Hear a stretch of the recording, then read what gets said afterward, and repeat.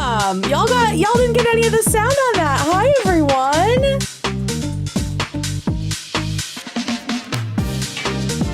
$10,000.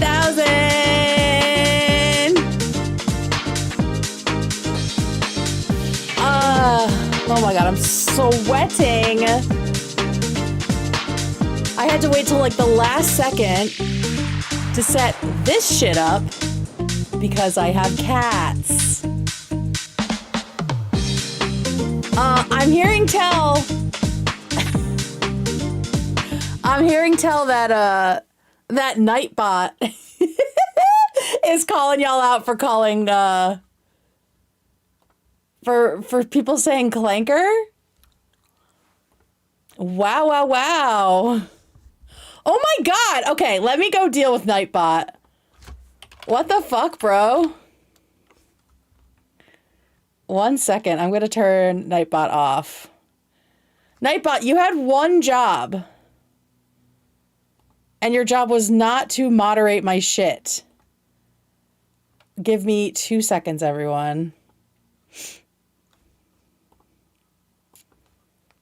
Thank you for being here. Thank you for 10,000 subbies. We have a couple housekeeping things to do once I get this clanker in check. So just give me 1 sec, everybody.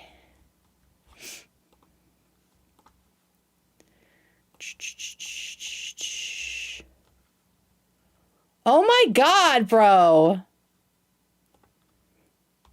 I did not give this authority to the clanker. I think the clanker is really has really taken off.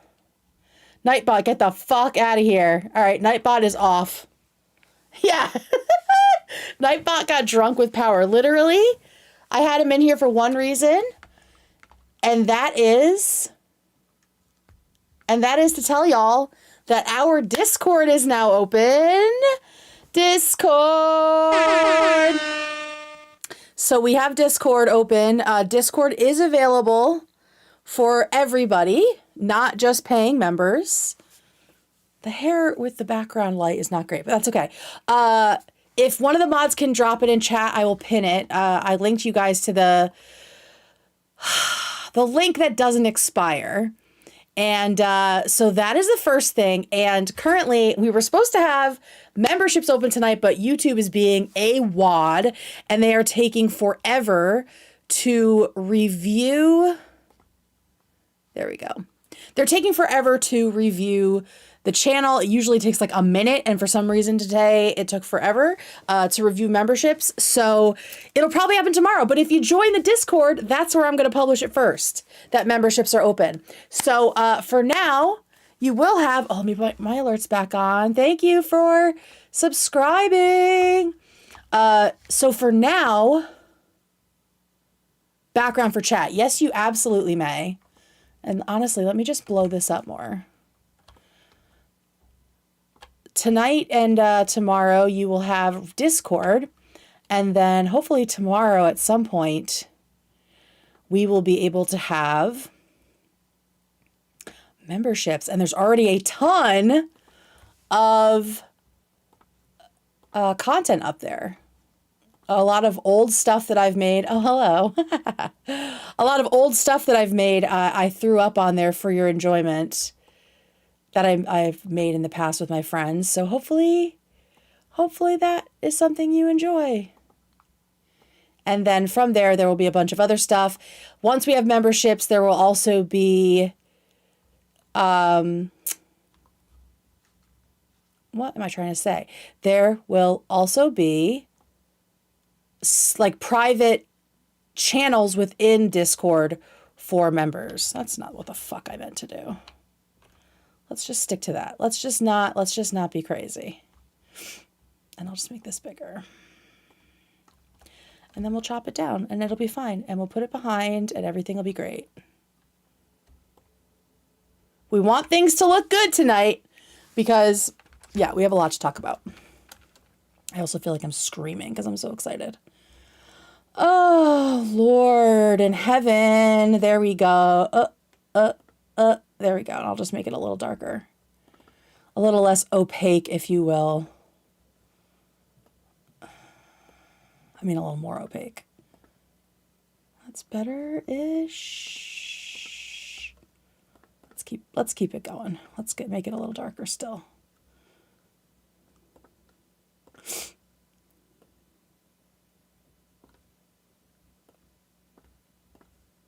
Ugh, the color's fucking ugly now.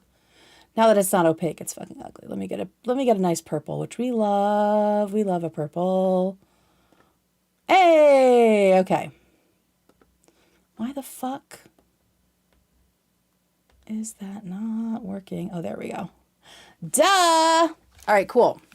How's it look? Everyone good? We good? We good? Let's just blow this bad boy up a little bit. You guys are just watching the magic happen. Hey. All right, cool. The chat's background is just a chatter deemed it doesn't have a background. What's going on? Let's all be cool to each other. This is going to be, listen, Ethan told us to be nice. I'm going to be nice. I know it was frustrating to watch. I was frustrated too. Obviously, we all want to be petty. There will be a small amount of pettiness going on. But in general, let's just keep it nice. We'll keep it nice. But yeah, make sure you go and check out the link that Lana has nicely pinned because we have Discord. And hopefully tomorrow will be Members Day. And if you join Discord today, you will find out about members first tomorrow. Yeah, 0,000 subs. Oh yeah, we got to talk about her shout out of me. We're not going to really need this screen very much till later. And I'm kind of a floating head because of this, but that's fine. Oh my God. Like my Saturday night. What a day. Who gave $4.99. Happy 10K Guam. Raised hand emoji. Raised fist emoji. Raised hand emoji. Did you freak out when you saw the stream title today? I was literally yelling she's calling and Kate is going to lose her mind. Oh yeah, I was very excited. I thought potentially it was clickbait, right? But I'm glad that it happened. I'm glad that it happened for a lot of reasons. As my brother husband Nicholas Diorio says, which by the way, we have an update on that. In our parasocial genetic Maury Povich testing. He always talks about how this kind of thing gives him generational wealth. So I'm sure he was very excited today. And yeah, there's just so much to talk about. Let's see. We talked about the 10,000. In addition to the 10,000, did you know, I just found out today too, that we passed another milestone this week. It wasn't just 10,000 subbies. It was also 1 million views. Let me move this over here. We passed 1 million views. So thank you everybody for watching and enjoying. This is unsustainable. I need to make this a little bit shorter and put it up higher. But yeah, 1 million views. I don't even know how that happens. Genuinely do not know how that happens. Thank you everybody for watching. That seems insane to me. That seems like an insane number, right? I don't understand that. So thank you everybody for watching. Now let's talk about Nicholas Diorio for like a hot second. If you are new here, which I think a lot of you are, hi. Yes, I'm the Grok stalker on of Cruel World Happy Mind. There have been people in the near past, who have said that I look like Nicholas Diorio. I did a whole segment of a stream doing side-by-side comparisons. About half of you still think I do. But here is where it gets crazier. In the idea that we might be related. The other day on one of his streams, he said something like, "Oh, I'm going to be 28. I think he's 28. We're going to be 28 it says here. I'm going to be 28 for another 4 months. Like, don't talk about me turning 29. And I was like, wait. It's also 4 months till my birthday. And I kept counting, and I'm like, could it not be the month? Because I'm born February 21st. So it's like, maybe it's like he counted differently than I do. I'm like, but there's not really another way to count. Remember, I said I am born February 21st. This bitch is born February 22nd. If this is accurate, how is this possible? I am never, ever, ever beating the Nicholas Diorio separated at birth accusations. It's not just the same month. We are birthday neighbors. Yeah, and, two February Pisces. Oh, we got another February Pisces in chat. Shout out. Twin brother husband. 10, 11 years apart. I think we're like 11 years apart. But yeah, so I just thought that was really silly. Oh, I have something about Taylor Lorenz, but I don't care. I don't care about her tonight. Let's just get directly into it. We love a brother husband. We sure do. The joke is that other people are like, you should date Nicholas Diorio. I'm like, just because we're both fat? Like, okay, cool. All right. So things happened today. Like I said, we're here with peace and love, right? We are here with peace and love. I need the money for more Chex Mix. K9 Rescue Girl gave $5. You're not fooling me, Nick. Glasses? A writing job? Superman already did that for his alter ego. Shit. We are the same person. Kelsey, yeah, I got rid of Nightbot. That might have been why you were timed out. Unreal. Fuck Nightbot. I gotta deal with that later. But anyway. All right, as I was saying, peace and love. We're here with peace and love. Obviously, people like my brother husband are going to be much more effusive about how they feel about these things. And there might be times where I get heated. Sounds like my Saturday night. Tara Rin gave $5. Longtime watcher. Congratulations on Thank 10K and you. million views. Raised you, hand Tara. emoji. Fist emoji. Raised hand emoji. Fist emoji. Raised hand emoji. Oh, this doesn't look good. Snark's going to copy that. Oh, I kind of have the elbow thing like Ethan. Okay, so things happened. Cruel World, Happy Mind called in. We are going to be as nice as possible. There are moments where I get frustrated. Obviously, we are also going to have a counter for filler words, which I think is going to give me carpal tunnel. That's really where the petty is going to live for the most part. That does not mean that I am not going to be critical of this person. Overall, I'm glad that she called in. I'm not sure if she really learned anything, but I do think it was good for people to see just how easy it is for low information people to not even realize they are trafficking in anti-Semitism in their attempt to support Palestinians. And I want to be clear. We all love Palestinians here. Free Palestine. Fuck what Israel is doing, right? They deserve for the first time in ever to be free and to make their own decisions and to build their own country. They have been under different rules forever and ever and ever. As far back as I looked, it was hard to find a time when they weren't. And so that sucks and shouldn't be happening. It's a genocide. We all know that, right? But there are bad actors who hate Jewish people and who are using this opportunity when Israel is rightfully in the spotlight to be critiqued to peddle their bullshit.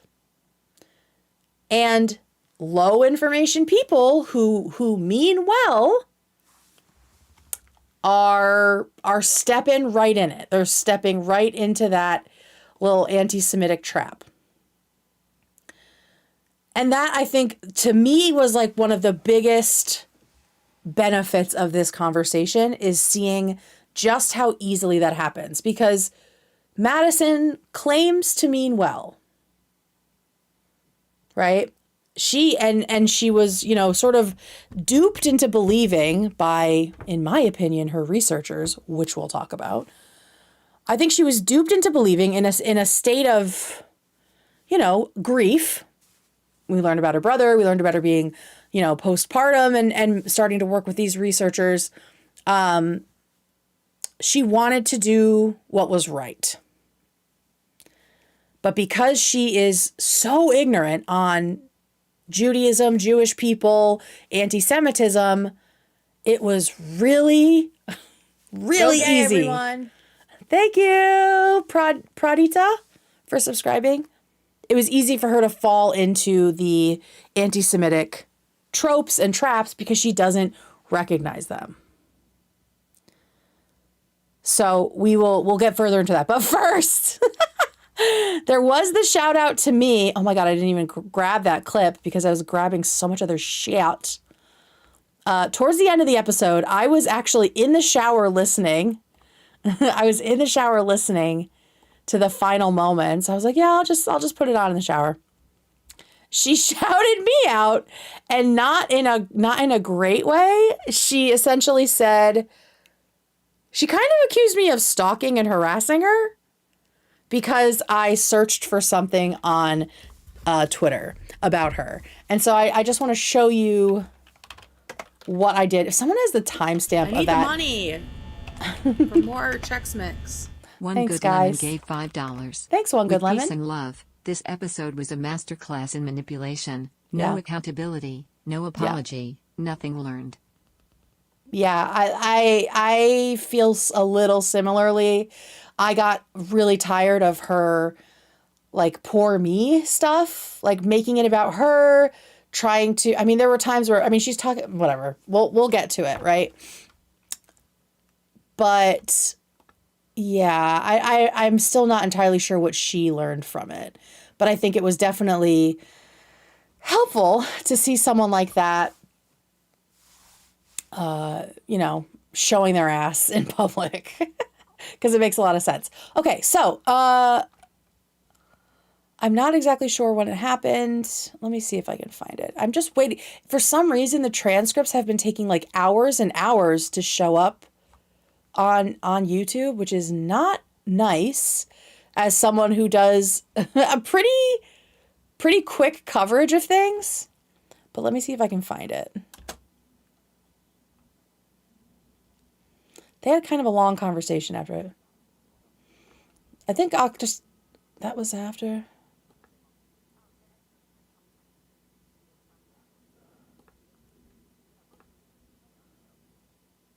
Oh, there it is. I found it.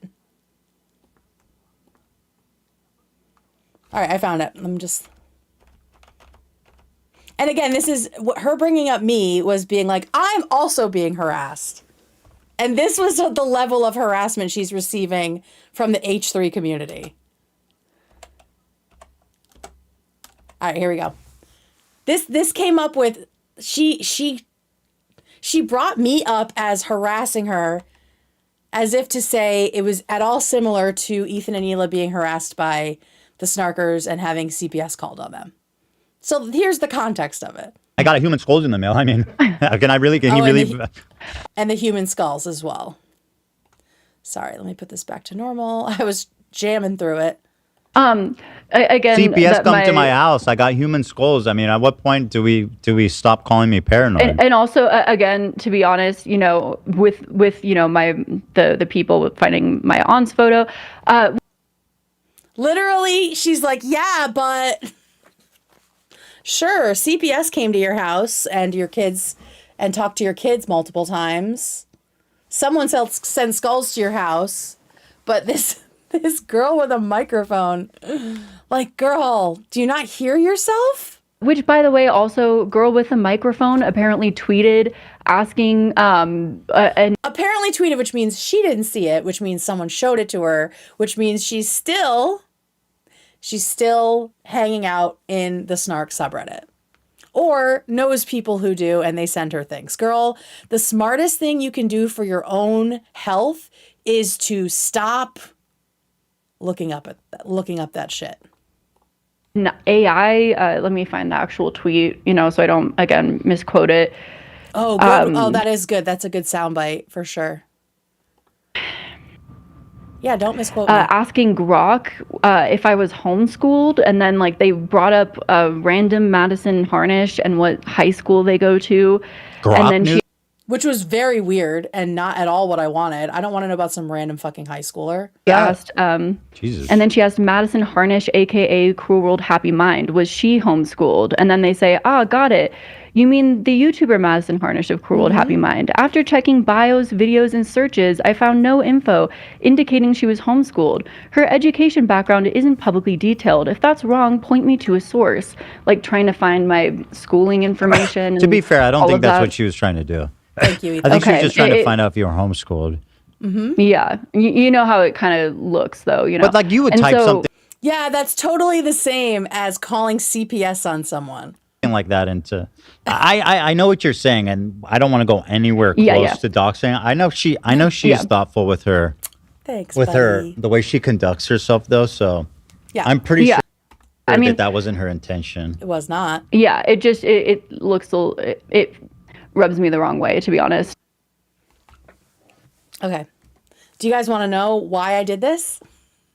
I'm happy to tell you, Madison, why I did this. So, 2 reasons. The first is what Ethan mentioned about how recently there have been multiple people who have done shitty takedown videos of Ethan who happen to be homeschooled. So Ryan Beard was the most recent, and then we had Jake Doolittle, and then was that Nika girl or Mika or Nika? Was she also homeschooled? Her researcher couldn't explain the joke to her. All right, so that was the first reason, because I was like, man, is this another person who? Oh shit, I forgot to do the counter. Sounds like my Saturday night. I forgot to do the counter. MF Kobe gave $5. You know, right, you know, so- you know. That was the first reason. The first reason was I was like, this cannot be another homeschooled person who's making this sort of like takedown video of Ethan and just doing it terribly. And as like a piggyback on that, because I've critiqued Madison heavily and fairly for the lack of critical thinking she used in her first video, her second video, and then her live stream. I was like, maybe she really is homeschooled. And I wanted to know the answer for this show. Because here in the US, I don't know what it's like elsewhere, here in the US, homeschooling is very loosey-goosey, and it is often used to skirt regulation. Mostly done in like very Christian or very religious families, right? I didn't know anything about her background. I don't fucking care. But I was wondering, based on her lack of critical thinking, her lack of ability to like build a case in like a persuasive way, it seems like she didn't take a lot of English classes. A lot of like standard coursework. Hell yeah. Oh, Habanero Sriracha just gave $10. Please. Guam, I wanted to sub tonight. Thank you, Lies and Habanero. deception. Heart suit emoji. Heart suit emoji. Heart suit emoji. You gotta blame YouTube for that. Make sure you join Discord and you'll know as soon as I'm approved. So I was thinking like there's no way either the public education system is broken beyond repair if it's putting out people like this who can't do research. don't know what objective research is, right? Because she kept harping on objective, unbiased, right? I was like, there's no way she was in public school. And so I asked Grok, and I will show you what I did. And you know what? I think it's actually instructive for Madison that she sees. I mean, she read it, but she didn't really get what I was doing. Here's how you check your research, Madison. Then this is like the lightest of situations, right? I said, "Hey Grok, was Madison Harnish homeschooled?" Not at all looking for where you went to school, when you graduated, none of that information. Literally just wanted to know if you had ever publicly talked about being homeschooled. This is not doxing. This is not stalking. Everyone. Anyone out there can ask Grok or ChatGPT or anybody else if I've been homeschooled and find out. Obviously not. So, I ask if she was homeschooled. Brings up this weird shit about a high schooler. And if I were you, Madison, this is where I would have stopped. I would have said, well, I guess Madison's a junior at Solanco High School. And I would have just put it in, I would have just put it on my stream. I would have been like, breaking news. Madison Harnish is actually a high schooler. But what did I do, Madison? What did I do next? I said, that seems weird. That doesn't seem like the right information. That feels off to me. So I thought critically, and I asked a clarifying question, which, like, in other forms of research, you do in your brain. And then you search for sources to see if your theory is right. And then that's when Grok came up with the information that, no, you have not mentioned being homeschooled, right? But then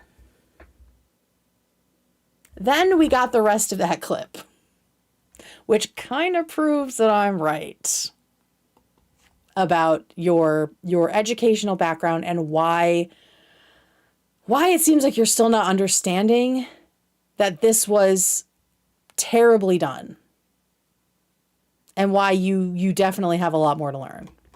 So here's the rest of her clip about me. I can understand why that would rub you the wrong way. Yeah. But yeah, so, you know, if that rubs you the wrong way, if someone asking if you've been homeschooled feels like someone is like trying to find out, like someone is stalking you, I don't think you belong being a public figure of any kind. Like, you have 650,000 subscribers on YouTube, which to me is like an insane number based on the quality of at least this piece of your content. How are you so freaked out by one random person who only has a mere 10,000 subscribers?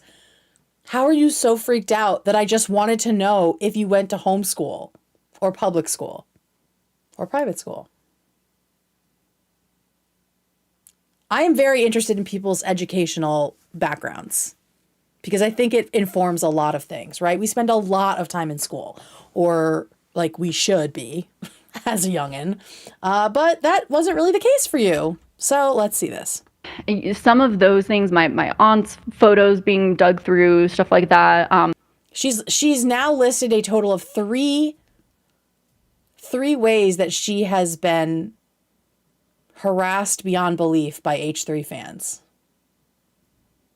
The aunt picture is fucked up for sure. That's really gross, and I hope it was none of you who did that.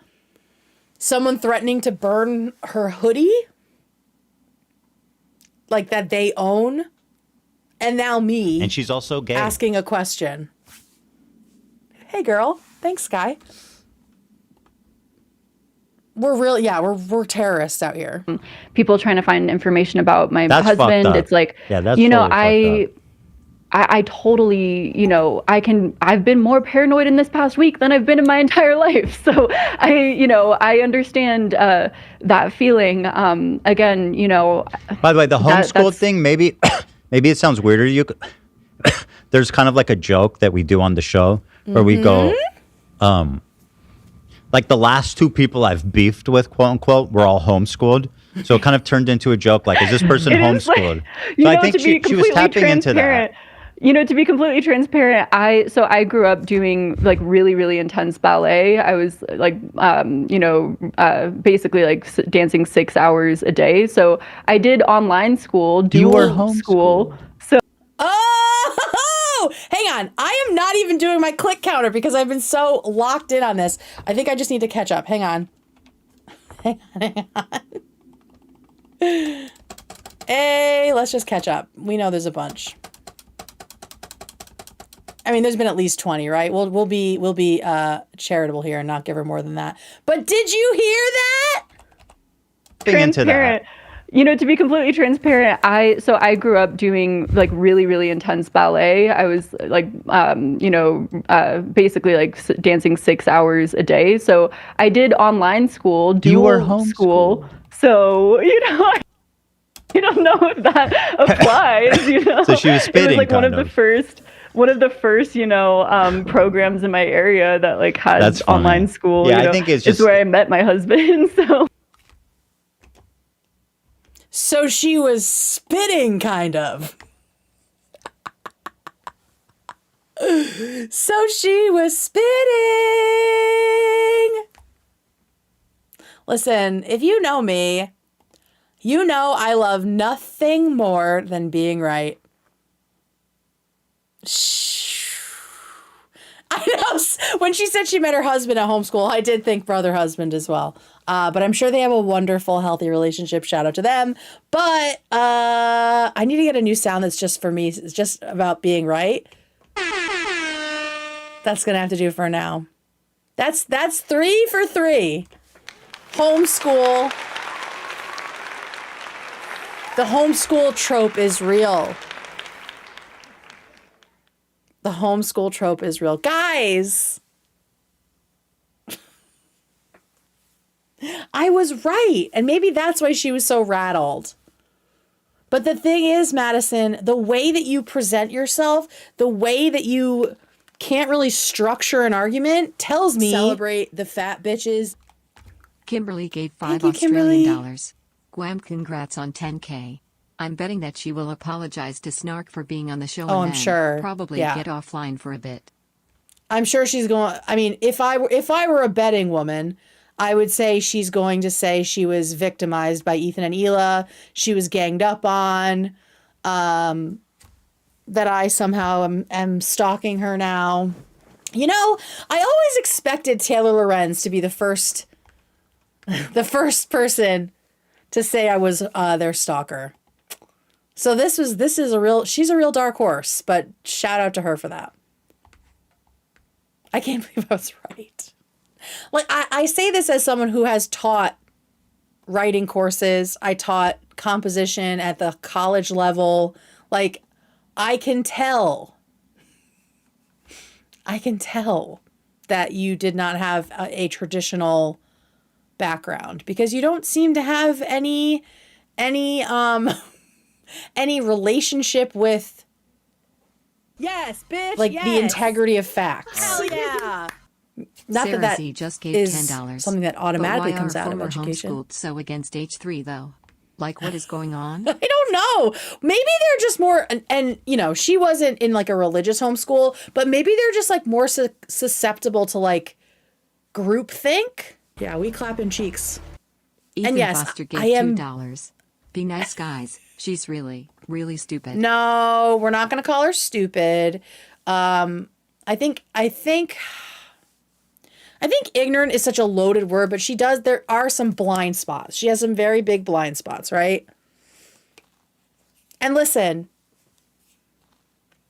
I am speaking very broadly about homeschool. If I were a parent and I had the ability, I might homeschool.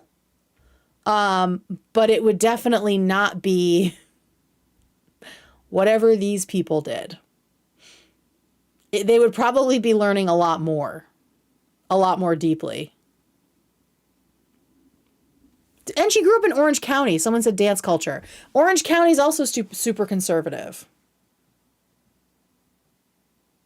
So yeah. I mean, how do we not take that as a win? How do we not take that as a win? All right, let me do my general thoughts about this, and then we'll get into some timestamps. So, like I said, I'm glad she came on. She was obviously braver to do it than a lot of people who Ethan has beefed with. I mean, it took Hassan how long to come on and debate the content nuke, right? But I left it feeling confused and not sure how to take what she actually said or if we can trust it. Like the deflection, the distraction, the passive aggression at times, and then the arrogance, like the arrogance juxtaposed with her saying, like, I don't really know what I'm talking about, was disconcerting. But it was all constant and also disconcerting, right? And she kept revising her criticisms.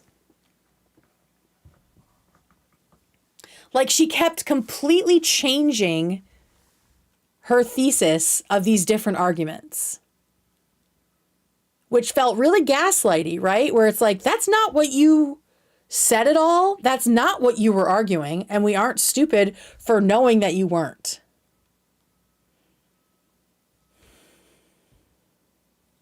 And the fact that she was doing that, I mean, it really felt like she was underprepared for the video and for this interview. And one of my thoughts was like, was this whole thing a 3.5 hour rough draft? Was that whole video just you like making an outline and only now that you're actually being interrogated and not gaslighted, are your opinions solidifying? Like tonight felt like peer review. It felt like she was finally getting somebody to look at her arguments from a more objective position or an outside position, right? Because all the stuff she said tonight, sort of backtracking, none of it was in the original video. And none of it was in the apology. And none of it was in the live stream. So she kept walking back all these negative criticisms and reframing everything and making it seem like we got it wrong. But girl, the name of your video is The Downfall of Ethan Klein. Your agenda was very clear. It was not about constructive criticism. It was not about asking questions, right? You were very definitive in your position. Like Saturday night. One good Oh, lemon the paid deemed, $2. exactly. The deemed comment proves she's just gaslighting. Yeah, we'll get to that. That was crazy, and I'm so glad Hila pushed on that. But yeah, this wasn't about criticism. This was a takedown. This was a smear.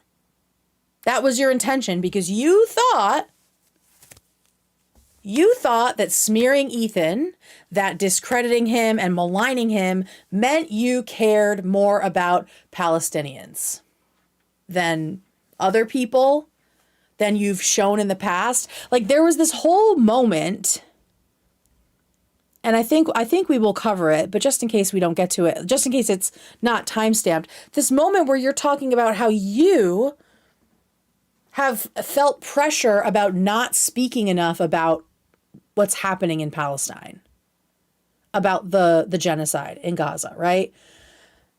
So this to me is just like such... Madison herself is like a microcosm of a huge problem. Thanks, Maggie. Madison is a microcosm of this huge problem that I have been seeing since October 7th, where people feel so bad about the genocide, as they should, but they feel so guilty that they will just believe anything that's put in front of their face. that someone tells them is the thing that they should believe in order to support Palestinians. They are very, very, very susceptible to guilty, low information people are very susceptible to propaganda. And in this case, anti-Semitic propaganda. Right? And so because she felt guilty and helpless, like so many of us do, right? A genocide, like what can we do? She decided to attack other people to get more cachet, more street cred, to absolve herself of some guilt on the internet.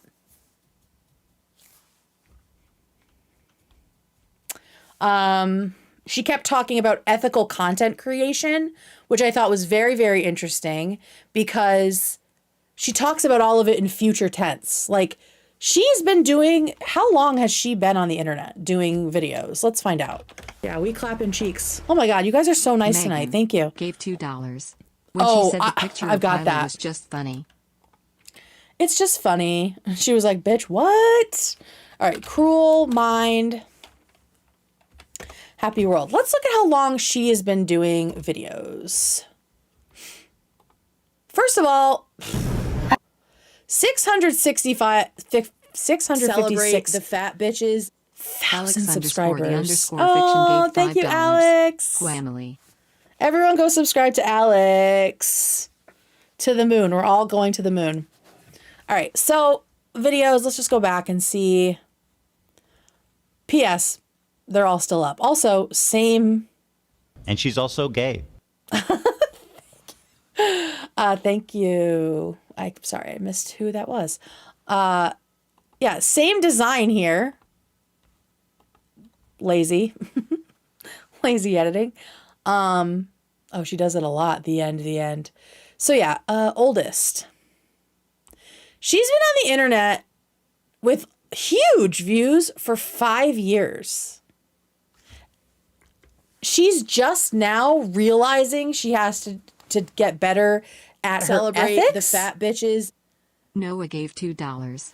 She said you know as much like girl, haha. Oh yeah. It's yeah. We've got our counter coming. Don't worry, Noah.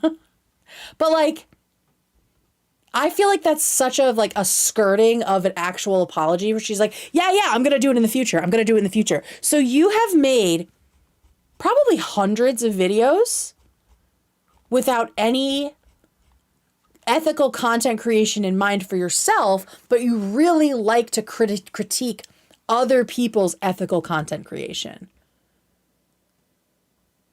I find that hard to believe. And I find it hard to believe that you're good at critiquing other people's content from an ethics point of view if you are only now in 2025, after making videos for 5 years, thinking that might be something you should consider. Another thought I had was, how does she know so little about her own video? A video that she has published. Ostensibly, she saw it before it went live. A video that she published. Did she publish it? Or did someone else push the button? And that she's responded to now multiple times. How does she know so little about her own shit? Because there were multiple times where she's like, oh, I didn't know about that edit. Oh, someone else put that in there. Oh, that was my researchers. And so this is when I started questioning this whole researchers thing of who are these people and why are you so captured by them? Did they influence you to make this video? Were they the ones making you feel guilty about not saying enough about Israel-Palestine and then said, hey, if you want a quick indulgence, like the old school Catholics would do, where they would sell tickets to heaven. If you want to quickly bump up your pro-Palestine cred, just make a 3-hour shit fest on Ethan Klein. It's easy. What? Gay trilogy sounds like my Saturday Where night. did the idea for Texas this come Poon from? Tapa gave $4.99. I need a soundbite of when she said I'm closely out of my depth here. Also love you and your content. Keep up the Lord's work. Red Oh my heart gosh, emoji. she said it so many times. Thank you, Texas. Like, where did this idea come from? Where did the pressure come from to make this? Because it really feels like she did it at gunpoint with a gun to her head. Because she kept being like, I don't know why that's in there, but also I'm not going to say anything about my mods Trilogy sounds or like my Saturday editors night. and researchers. Gave $2. 8 iDubbbz. Like, were your editors like sneaking in snark memes and you didn't realize what they were? Or are you more in on this than you let Ethan and Hila believe? Because you can't really play dumb about your own video. Whether you knew what was happening or not, it's your video on your channel, which is still up, by the way. So yeah, this whole like, I met my researchers when I was 2 months postpartum and I've been working with them ever since. And I'm like, who are these people? I'm proud of Ethan and Hila for staying so calm. One of you is going in my mouth. Thanks, Lit Man. I'm proud of them for staying so calm. I don't know if I could have. Obviously, it's something they had to do, right? But it doesn't really matter because, you know, snark is going to snark anyway. But there are some cracks forming in snark tonight. There were people who were being critical of her. So we'll look at a couple of those posts shortly. Probably not shortly. This is going to be a long fucking night. Let's see. Oh yeah, moving forward, this is what I'm going to do. That she's been making content for years. We talked about that. And then, like I said, it just shows how easily people who are low information can be hoodwinked into regurgitating bigotry, specifically anti-Semitism. Because I think, I bet it can happen with other kinds of bigotry as well, right?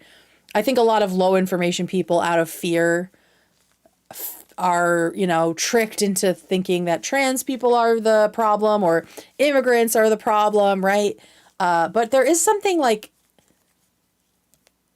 pretty insidious about anti-Semitism where for more Chex Mix. thank you, Noah. Noah gave Where if you $2. don't, She was being a politician the whole time, annoying. it was so politician, yes.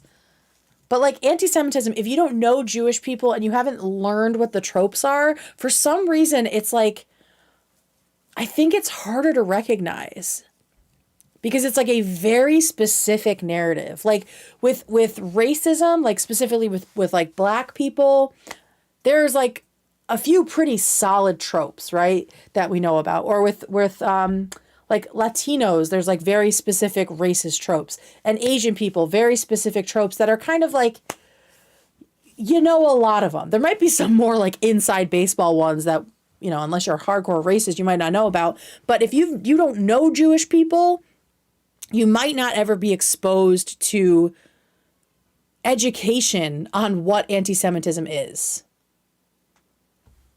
Right? That's not really, I mean, did I learn that in school? Not really. I happened to do a bunch of trainings with, unfortunately, it was the ADL, it was the Anti-Defamation League, but it was one of their arms that wasn't like talking about Israel. It was this like peer mentors program where it paired up kids from different schools that like to talk, basically, leaders in their school communities, and we learned about like how to diffuse different kinds of prejudice in school, like how to talk about stuff like that in school. It was not. Trilogy sounds like my Saturday night. Thank you. Jolly Boohoo gave $2. I think she called in to avoid getting sued. Woman shrugging emoji. You might be right, but I don't know. That's how you add commentary, Madison. But yeah, so this like peer mentors thing, I learned not just like about like other kinds of racism, but also about specifically anti-Semitism and how to spot it and like some of the more common tropes. I don't think that a lot of people get that exposure again, unless you know Jewish people, and they're such a small percent of the population. I also grew up with Jewish people. So. And she's also gay. I understand. I understand why she's ignorant about it. And it's kind of hard to not know what you don't know. But I don't know, man. I think anytime it feels like an entire race or nationality is being reduced down to the worst of them, or down to stereotypes in general, you gotta know something's weird. But maybe that's not true for everybody. All right, let's get into some timestamps. Let me wet my little whistle here. Again, the pinned comment up top from Lana is our Discord, and you can go join anytime. And hopefully tomorrow, that is where we will be opening up YouTube memberships. So join there. That is where it will be announced. T-Money, you're just in time. We haven't even started timestamps yet. We have just been getting through the upfronts here. Hey, at least she didn't ask to see Ethan's horns. Well, there was mention of pentagrams, and she didn't even know what the fuck that was about. I mean, it's just, I don't know, man. I feel like you need a baseline of a lot of different stuff to be a good content creator. Yes, bitch, yes. Thank you, Tiffany. Hell yeah. Tiffany just gave $19.99. Congrats on 10K. I appreciate your commentary and was super looking forward to this stream. Very cathartic for H3 fans. Oh, I'm glad. Yeah, let's. All right, we're gonna get into the timestamps again. Our directive from Papa Ethan is to be nice. I think we can be firm and we can be constructive and we can examine her arguments without being personally mean to her about like personal attacks. Although the stain is fair game. The only pettiness that I cannot avoid is the filler word counter. I've given her a charitable 25 for the clips we've already watched. I need to make sure sorry. I didn't see you there. 1 million views. All right. So this first clip is Madison trying to wiggle out of saying Hila thinks 2-year-olds can be terrorists, specifically 2-year-old Palestinians. Let me get my counter here. All right, here we go. Mm-hmm. This is a clip of you. Well, I'll play it and then. Yeah. Hila, on the other hand, has made comments deemed even more insensitive, like calling toddlers terrorists. Rudy was saying that Palestinians are taught at 2 years old to kill Americans. And the Palestinians are taught to kill us at 2 years old. That's pretty spicy. Yeah. Do we have that one? Like that one? What do you mean? I mean, so you said she called terrorist. She said called babies terrorists. I didn't see that. okay, yeah, I think that's fair. I guess I would like to know what the insinuation was. I think that's what a lot of people were wondering by the sort of. Well, so let's just. There is an explanation. Yeah, we clap in and cheeks. people in our subreddit and in our community have explained it. There was because it's edited in this really tight way. Like why the whole thing was so bad. Might explain why Taylor was so quick to comment. I have heard, but I have not substantiated for myself. Again, that's how you couch things, Madison. That they are in contact with each other somehow. I don't know the extent of the situation, and it might not even be true, but I have heard multiple people say that they know each other. I mean, it tracks, right? It tracks. I just want to know why she did this. I want to know why she did this. But anyway, let's keep going. It's much to get through.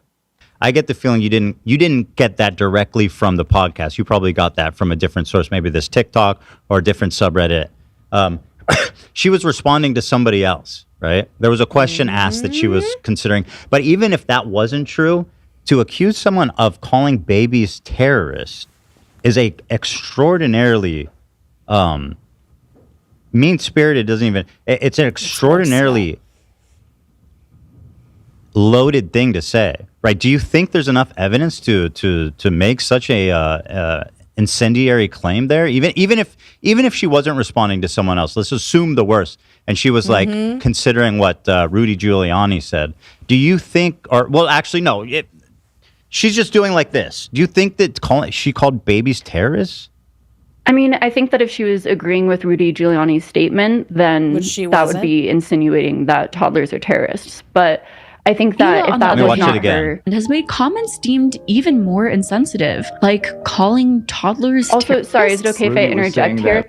When I say deemed, so she's made comments that were deemed. So that's not me saying that she's saying that. It's others have deemed it even more insensitive, like calling toddlers terrorists. So I'm not saying that I myself am saying that she's called toddlers terrorists. I'm saying others have deemed so. Do you think that's really a fair way, though, to like... Yeah, I'm not saying she did it. I'm not saying she did it.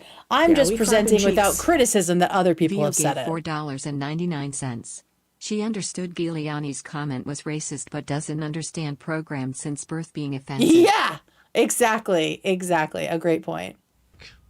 No, exactly. To recount I think that stuff, you know what I mean? Because it's clearly that's what you want people to feel from that clip. I do think, I don't know if it's what I want people to feel or think, but I do think, as I've said in our DMs and everything, the way that I usually do content creation is if I'm going into a subject that I'm not very versed on, very familiar with, or I'm covering essentially a content creator the way the internet perceives them. You know, I'm covering kind of the online interpretation of this content creator. So interpretation by who, though? Yeah, exactly. Many different people, you know. But not really in this case. you can see, many people have said, yeah, that's like fucking Trump shit.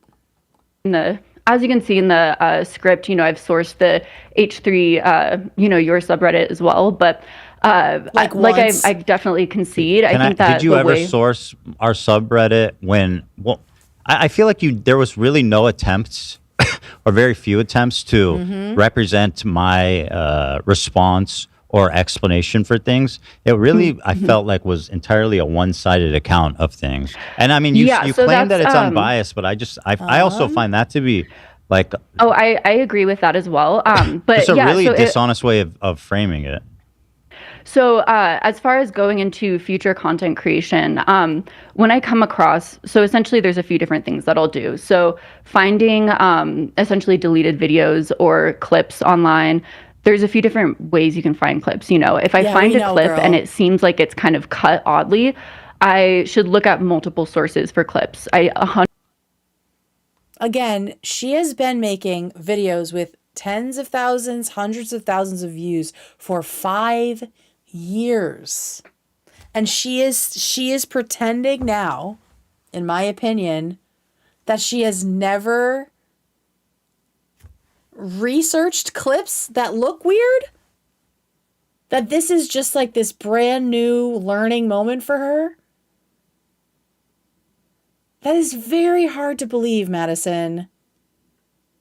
It is very hard to believe that you can't look at something after all of the research you apparently do, that you can't look at something and realize it's fucking weird. Like, for example, the Millhouse video where you accuse Ethan and Hila of abusing the YouTube report system in order to stifle pro-Palestinian voices. But that clip, first of all, is like covered in like brain rot, sand art stuff.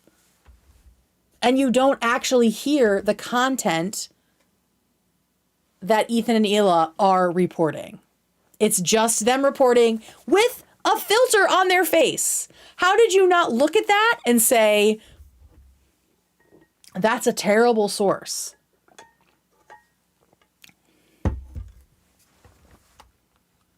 I don't buy it. I don't buy it at all. 100% agree with that. So it's like, okay, go directly from the source, always, always, always, I think is, going to be essentially my rule of thumb, coming out of this situation. What have you been doing since then? Especially even in this, I can relate to feeling at times like, even on, your subreddit, I felt like sometimes the clips from my streams are, have been kind of chopped up, and you are not the victim here.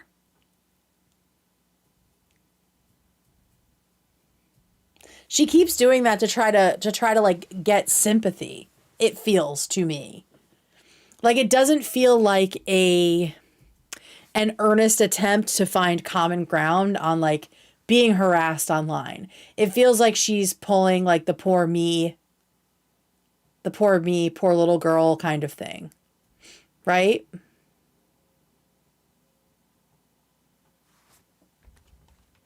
Is that something urgent, Discord people? Sorry, 1 second. I just want to make sure I'm not missing anything weird. My mic is low. Oh, thank you. Okay.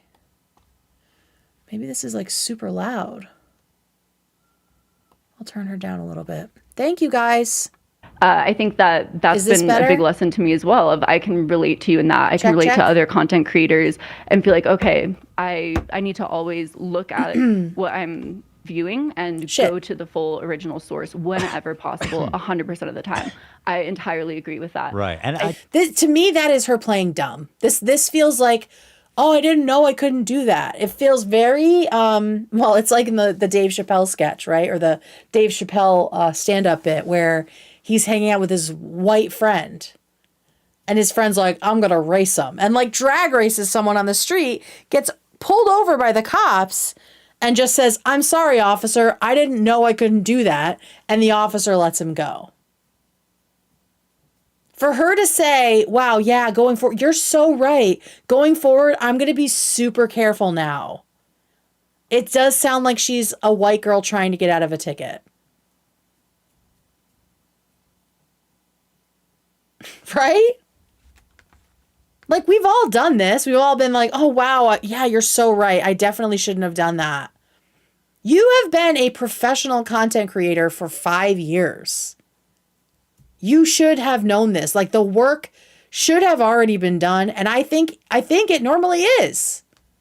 I think you're a little bit full of shit here. I just think, well, what you're saying is like good and mature and correct. And I think that's a great way to conduct yourself going forward.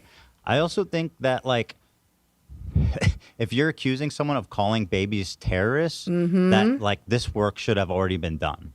That's like an incredible thing to say about somebody. Again, I did not accuse someone of calling babies terrorists. I said, let me watch it again. Girl, shut up. Even more, this was originally, and then moving forward, and then show on screen the original post of this is what people have said. Make I have it the more link to the original. Let's just saying that Palestinians are taught at 2 years old. Right, we know it's bullshit. Yeah, we gotta watch the rookie. He is he literally even you're not gonna be like, well, valid opinion, like, okay, right, like I might say that the moon landing is fake, but you're not gonna be like, well, one people say the moon landing is fake, and NASA said the moon landing happened, so I don't know what's the truth. Like not. Yeah, it's very like flat earther, right? To be like, you guys decide. All arguments are of equal weight. I need the money. Would you 100% disavow Just what Rudy Jackson gave Giuliani said? Hang on, let me pause it because this is insane. A masterclass in not taking accountability. I'm the victim. Like, you're paranoid gaslight gatekeep girl boss. P.S. You are queen and can do no wrong, Emily. Thank you so much. We clapping cheeks. Oh my God, thank you. Noah gave $2. Lower stop. I'm sorry, officer. I had no idea. Haha. Exactly. I had no idea I couldn't do that. I want you guys to hear this, right? So take a 2-minute or 2-second break from the gifties. This was the first part where my jaw dropped, where she actually thought that she could come into Papa's house and hold him accountable, and it's for like the stupidest thing. Do you disavow Rudy Giuliani? A fucking course they do. Are have Yeah, equal I merit. mean, I guess like, would you 100% disavow what Rudy Giuliani said? Obviously, and I've done that a billion times. Jesus Christ. Yeah. I just want to make that clear. Yeah, but like, I mean, but you made Girl, for who? Like, the arrogance in that moment, to me, is crazy. The arrogance in that moment is fucking crazy. I like how right on command the notifications came back. Thank you guys so much. Yeah, so I just thought that was insane. Go gay, everyone. Would you disavow? How fucking dare you? Who even are you? Okay, so then 3-hour video about me. So Hila's gonna hop in, which is like the best part. Here she is. I just feel like But also, if I can. Hila's here, by the way. I'm here too. Yeah, hi. Because of course this is about Hila. And Hila is great. Hila was great the entire interview. Like, she did not let Madison squirm out of anything. She just kept pressing and pressing and pressing on the actual issue. I think Hila would have been a really good lawyer, because every time they do these like deep dives, these criticisms, I'm always like, damn, that is such a good point, Hila. You know? And then she just is so good at honing in on like the real hole in the argument. Like, she's really, really good at finding the little, like, the weakness in the argument and being like, why did you say this? You know, I think she's just so good at that. So let's hear what Hila has to say. Hi. Hi, fuck you. I mean, watching this back myself, it's clear to me that I'm like processing so many things. And when AB It's said that, I chaos was in there. kind of shocked too, because I haven't seen the clip, and that's what I say. I'm like, I haven't even seen that. I don't know. And then says something, and it's just me processing everything. And plus, I never actually said anything. And so, like, it just seems like the way you present it, you didn't even doubt it, is how I interpret your statement. You say, Hila has made comments. You also say it in plural. Like, there's many comments that deemed blah, blah, blah, blah, blah. Right. That you did say. You might not have said Hila thinks babies are terrorists, which honestly, it's kind of your endorsement, girl. Just to publish it without any sort of criticism. But you did say there were many comments. Many comments. Where are they? You can't even find one. So, by the way, the only people making that claim is just Snark. Like, but when we what are the comments? I actually What didn't are they? say anything. And that is your example that you show. You show me not saying anything. Yeah. But Right. Of all the examples of Hila calling Palestinian babies terrorists and valid targets,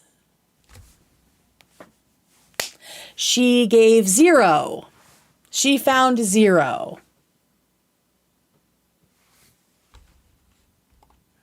these kind of talking points always come out of Snark. Like, Celebrating we'll the end fat an bitches. episode, and then Noah we'll gave see something like this, and we're like, what? Kylie Like, had her by that the was like lady balls. wholesale invented, right? And also, just another comment on this one is that AB, I don't know if you know, he's Muslim, and he wouldn't just sit here and like sit passively by if Hila was calling babies terrorists, right? Like, that's also kind of an insult to him. Right. Yeah, the thing is, sorry to get. I really apologize. It feels like ganging up. Totally. I didn't want to chime in because I don't want to seem like we're ganging up. You but know. I will just say on this point that these people who you're sourcing, they don't care about the truth. They're just trying to find any little clip they could misrepresent for their narrative. And Go gay, everyone. I have to say, I'm so glad that AB is like standing in his truth for this moment. I find it frustrating that they are having to explain this to a woman who I'm almost certain already understands this. It's pretty clear she spends a lot of time on Snark, or she is completely detached from the research process for her videos, which is more concerning in my opinion.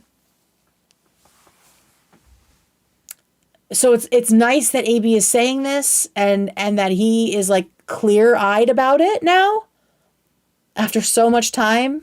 Shout out AB. everyone. I mean, that's so much to get through, right? But I don't think any of it is registering with her, in my opinion. again, it is. They don't care that I'm Muslim, I'm Arab. I brought it up. I would not just sit here like an idiot if Hila was like, oh, your people are killing people at 2 years Yeah, and exactly. AB's the one who brought the whole thing up.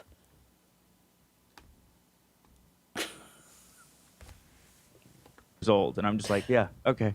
But we're the dumb, It wouldn't crazy. happen. Yeah.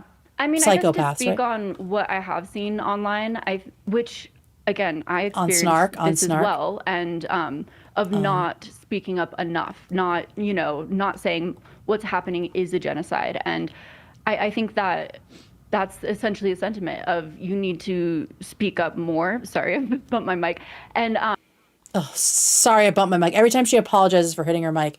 This is exactly what I was talking about, where she is talking about the fact that she has been feeling pressure to say more about the genocide. Who is pressuring her? And why is this the route she chose? Right?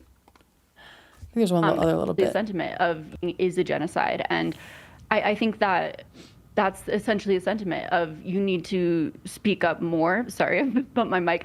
And that's what I didn't do, and so, to kind What's of the point? listen to that side of this sort of sentiment. Maybe that's what sort of happened in that situation is they had essentially, especially Hila, unfortunately, again, I'm out of my depth in here. I'm this is sort of an argument that's, I'm making for, a situation I don't understand. So excuse my ignorance.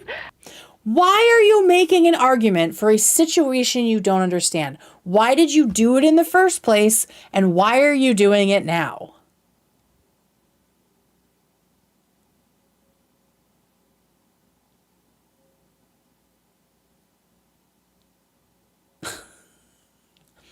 Why is this happening?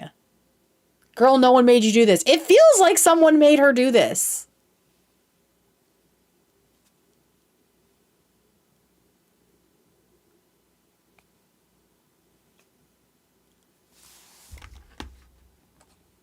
It feels like someone made her do this. I don't know what I'm fully talking about here, but That's not funny. It's not cute or funny that you do not know what you're talking about. And you made a 3.5 hour smear job about somebody, about a situation that is so volatile right now.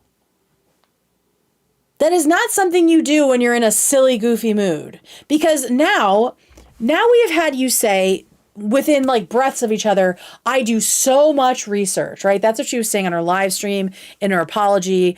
I do so much research. I try so hard to be unbiased and I go through all these sources and you can see all of my sources here.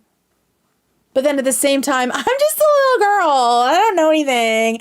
Sorry, Hila. Sorry for accusing you of being a fucking demon. I just don't know what I'm talking about. Please, girl. You are too old for this. You are a mother. You are a grown-ass adult.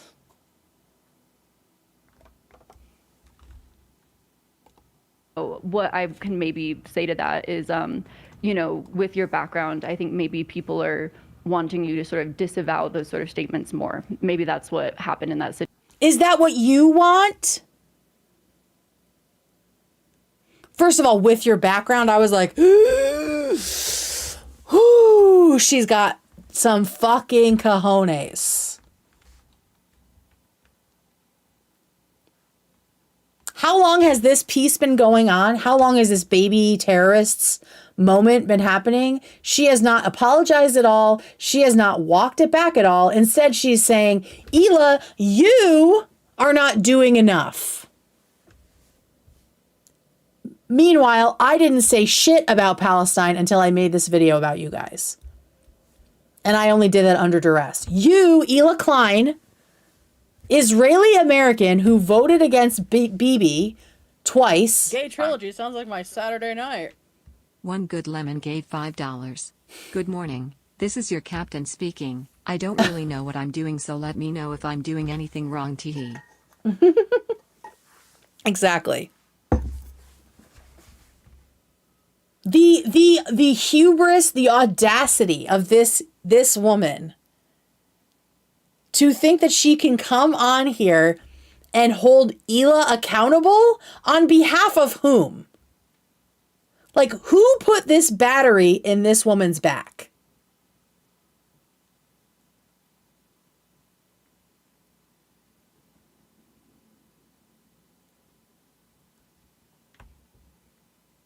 With your background, who the fuck the are you money. talking to? For more Chex Mix. Noah gave $2.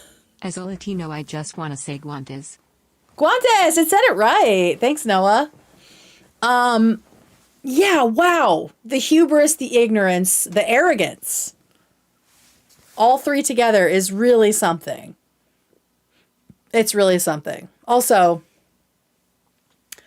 guys, these are huge. These balloons are fucking huge. And I was really worried they were not all going to fit. You can see I had to really cram them together, but I'm very proud of my last minute craftsmanship. It really felt like setting up for a school dance in here for a moment. So she never really, I mean, she kind of walks back like, oh, I didn't really do my research. But the idea of holding Hila accountable is fucking crazy. Let's see if Hila responds. I do want to show that. Situation. And because you said, I mean, Do you and know moved that your I head side to haven't? side. Do you know that I haven't disavowed? Yeah, like I think that again with Rudy's statement, maybe they were just expecting like a sort of like, that is fucked up. How dare he say that?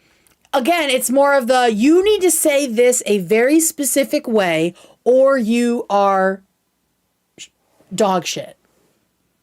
You have to call it a genocide immediately, or you love genocide and love Israel and the IDF and everything they're doing.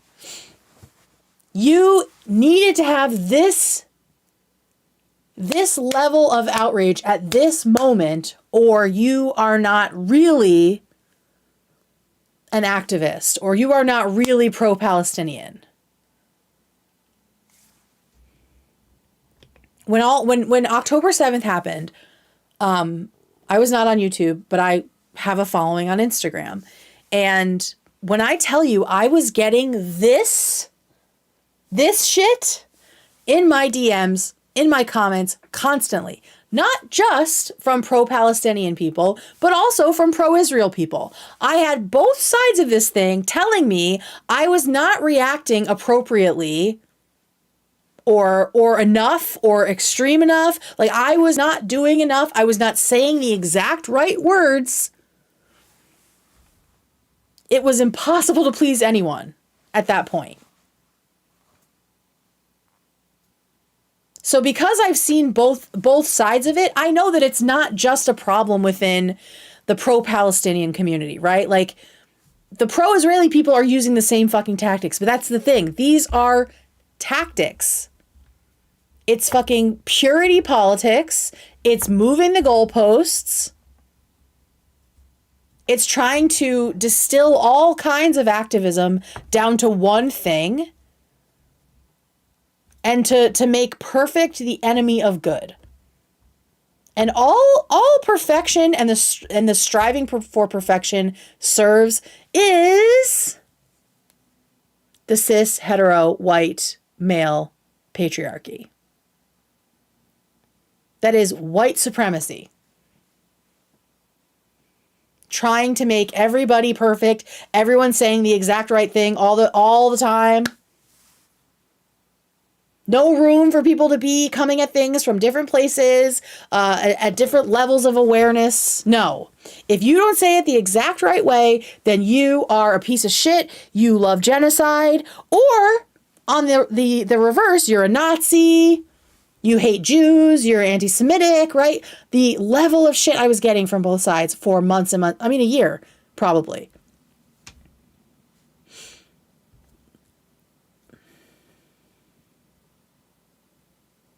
So for her to say, you needed to react in this way, but that's not what I'm saying, but that's what other people are saying. So did you make this video as a mouthpiece for other people, or are these your opinions? Because you keep saying, this is what people on the internet say, this is what people on the internet expected. where are you in this? What is your POV? Because this does feel like a hostage situation if you keep blaming everybody else. It feels like you were pressured to make this video because you were made to feel bad about not saying enough or doing enough about the genocide in Gaza. Really, it's about saying enough. They don't give a fuck if you do real shit in real life, right? Although they should. So it feels like you're virtue signaling. It feels like this whole thing, this whole scapegoating smear job that you've done is you being used as a mouthpiece for some bad actors within the pro-Palestinian movement. Because bad actors do exist on both sides. I have seen them. I have spoken with them. I have argued with them on both sides. All right. Let's hear Hila's response. If there's anything that else. like, you know, kind of So thing. Were you watching? Did you watch the whole podcast? Of course you didn't. I don't even know. I would love to see a clip. I would love to see you say that. Oh, I don't remember. I would love to see you say that. Like, just the fucking delusional balls on her. Remember what happened the rest of the podcast, but I've disavowed what's happening in Gaza many times. Yes, I know, and I showed those clips in my section. Where did you show them? Oh, so she did. So what was the problem, I guess, with me? What are the many comments that I've made? What are the many again, comments? I was attempting to say these are people's issues with, you know, No, your but you statements that have been said shown online. you said Hila Get her, has Hila. made comments in Get her, plural Hila. that have deemed, and then you finish the sentence. So, what are the comments that I've made? Yeah, I mean, I can go online. I think the main ones You don't that I know remember them? seeing, Okay. She the main doesn't know? ones that I remember seeing is that and the That raid. was not a Again, She comment. didn't say anything, to be Well, clear. what did I say there? If that's the main one, I mean, that's like a really, like, I don't know if you're understanding. We've hit 100 filler words, guys. Thank you so much. Thank you so much for being here. Let me make this a little bit smaller. We did it, Joe. Madison has already hit 100 filler words. Her biggest example of Hila saying horrific things about Palestinians is her going like this. Well, and saying nothing. I need the money. And it not even being More about Chex Mix. that at all. K9 Rescue Girl gave $5. People forget that English isn't Hyla's first language. She has to use extra time formulating her words, and it's just not fair to hold that over her. Yeah, I mean, I think she's incredibly fluent, and I don't know how much of a delay there still is for her, but she's also an introvert. Like, I think it's more about being an introvert, and when they all talk over each other, Hila goes quiet, right? Like, she just doesn't try to fight. And so the guys were handling it, and we're talking about it, and she just, you know? It might also be a language thing, but I think at this point, for how well she speaks English, it's more of just like, I don't need to say anything. Like, the guys are handling it. They're going ham. The gravity of like how much of a fucked up, excuse my poor language, fucked up thing that is to say about somebody. You call babies terrorists, right? Still, Like all right. So she never really apologizes for that one. Let's go on to her also not really ever apologizing for saying that Ethan looks like he's on drugs. Like this one is so interesting. Actually, I want to make sure I don't miss. I want to see if the transcripts are back up because I want to show when she gets the phone call. I think it's during this segment, but I just want to make sure I don't miss it.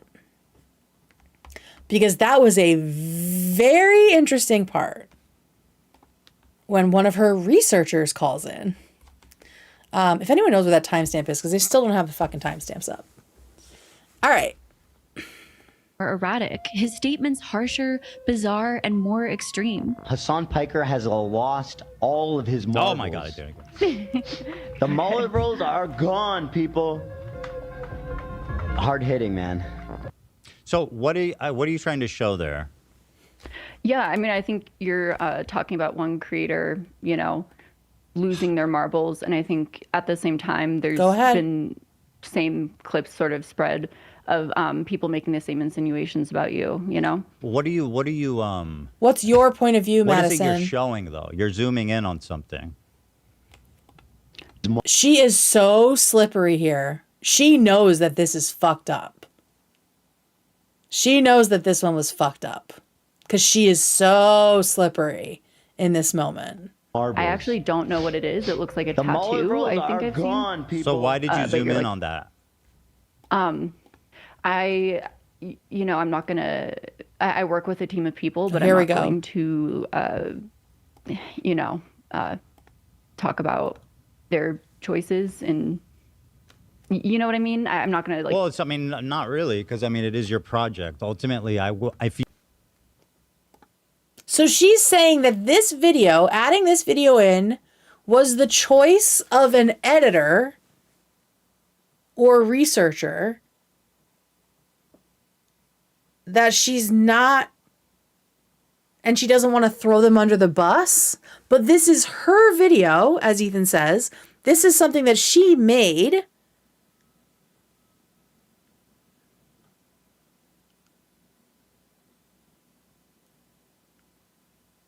This part is the weirdest, fishiest part to me.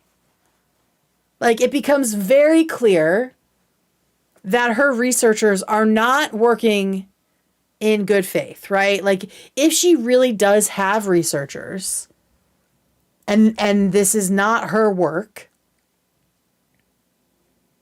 I have so many questions. Who are the researchers? Who are these people?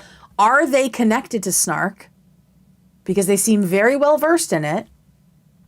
And how much actual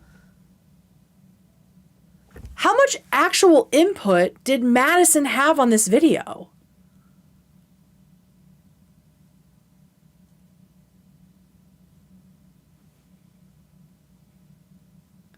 Like, you're saying that you're not going to criticize someone for something they put in your video?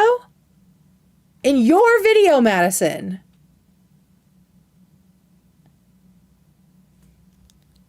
What is the relationship between you and these researchers that you're afraid to call their errors a mistake? Gay trilogy sounds like my Saturday night. Like, these are your employees. Her researchers go to a different school. Yeah, so I don't know if she's lying and doesn't have researchers, but just can't take the heat of this one.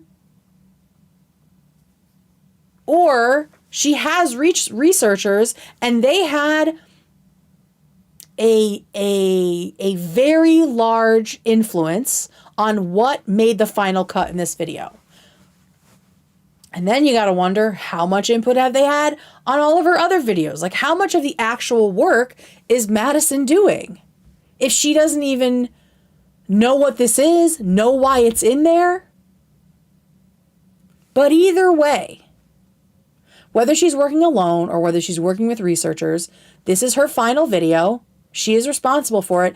And she abso-fucking-lutely knows what this clip is doing.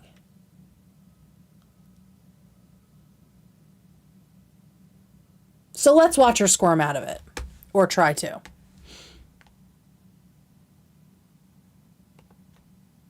Who made you make this, Madison? Who did this to you? For real, girl. Who is hurting you? If it's representing you, I would certainly not want my other collaborators having hidden opinions in there that I didn't approve of, right? Like, that doesn't make any sense. Oh no, she definitely approves of it. Yeah, I mean, I'm trying to think of the best way to navigate that. Celebrate to be the honest. fat bitches. You know, I work Jen with Chapin gave researchers. I work with. $9.99. Dude, this is so she is awkward. the lead of a team who cannot do quality and thorough work. Mm-hmm. It's crazy. Makes me think they're family or something. Congrats on 10K. Champagne Thanks, bottle Jen. emoji. Champagne bottle emoji. Thank you, Jen. Yeah, it's very clear that these people, these researchers, have a very specific point of view. Gay Trophy sounds like my Saturday night. Madison share that point of view? Gave $5. First time tuning in. I've been super impressed by your videos. Congrats on 10K and congrats to Madison on 100 filler words. Thank you. Oh, and we're just getting started, baby. We're going to be here for a while. But yeah, it's very clear that these researchers have a very clear point of view, at least about Ethan Klein, which doesn't really surprise me because as we've seen, people who, I mean, Ethan points it out, Faux Moi and the Snark subreddit share moderators. Like these people who are super anti-Ethan, super online, trafficking in these kinds of bullshit, out of context clips, and just like malignant garbage, are also often very into celebrity culture. So there's something going on, in my opinion. There's something going on here. It feels like if she really is working with researchers, which she says she started working with researchers like 2 months postpartum, right? It seems like they have deep roots in this stuff. In my mouth. It's hard to believe that she also doesn't because she's been working with them. But I would love to know how much actual research and editing work Madison did, or if she was essentially given the script. Hell yeah. Albanero Sriracha just gave $10. I'm so fat and sassy. What Good the night, fuck? Family. Heart suit emoji. Heart suit emoji. Heart suit emoji. Thank you, heart suit emoji. Habanero. Fat and sassy, you're crazy. But yeah, I don't understand. I want to know. I would love to know how much work Madison actually did on this. Like, was she given the script? Did she help with the script? Did she do any of the research? Like, what role did she play in this? Because to act ignorant about a clip in your own fucking video is very weird. Editors and I really So you do included this believe clip. in it. You don't know what it means. Girl. There's certain. Okay, She's scared. I'm trying to think again. I'm trying to think of the best way to navigate this. Sure. Supporting, Yeah, and team take your members time. that I don't work want you to feel pressured. Take whatever time you need to consider it.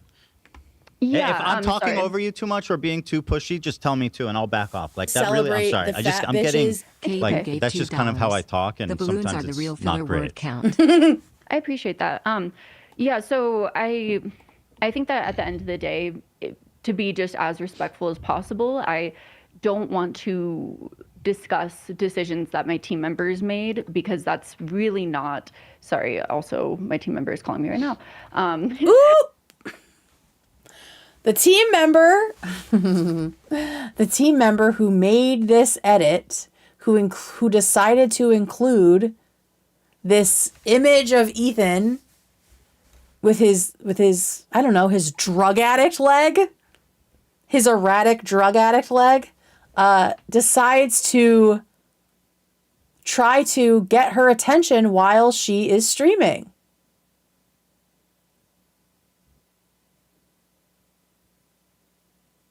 I see a lot of people in chat saying Taylor Lorenz. I mean,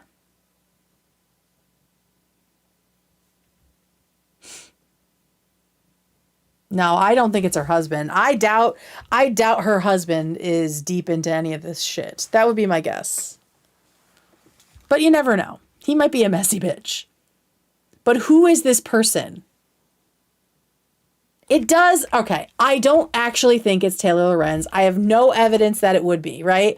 But it does kind of smack of her brand of needing to be heard and needing to get her point across, right? And needing to clarify things and clean up the narrative and spin it in the right way and make sure that she doesn't look like shit. I mean, the way that she jumps in everyone's comment sections.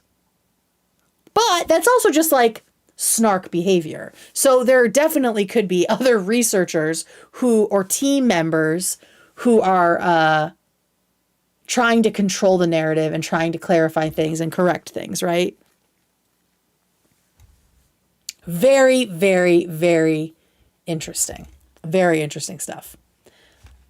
Got her team member calling in to keep her on message.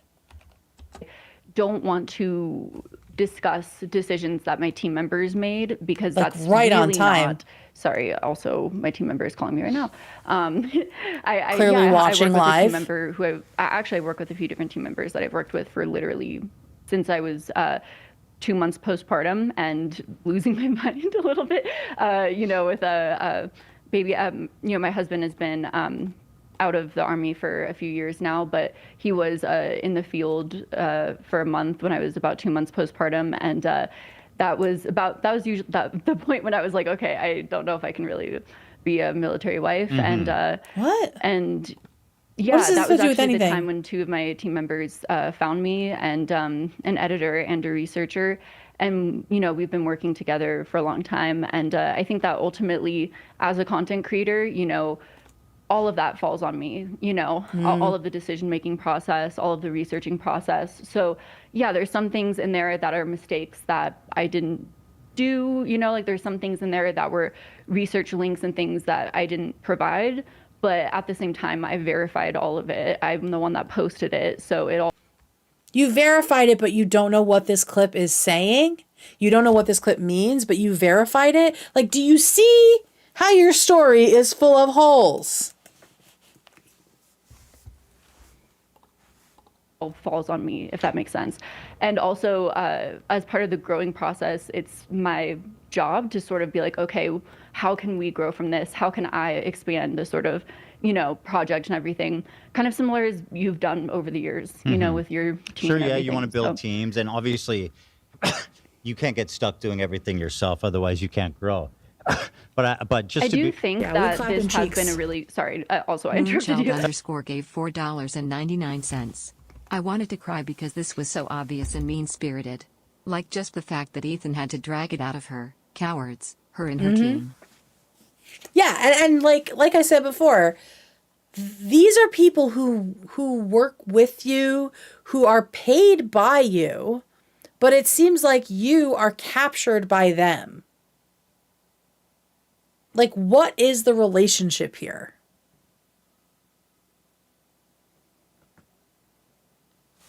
Like, it feels like she has relinquished control over a very important part of the research process or the editing process, or I don't know what, the production of these videos. And I don't know if that goes for all of her other videos or her recent videos or what, but in the delegation, and this is me just giving her benefit of the doubt that this isn't actually what she wanted in there herself.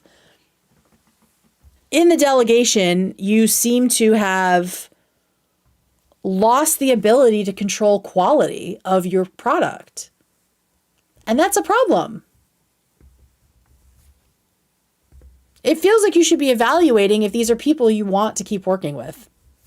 If they are putting out stuff that, if they're sneaking things into your videos that you don't agree with. Which seems to be the implication here, where she's like, well, I don't want to blame anybody.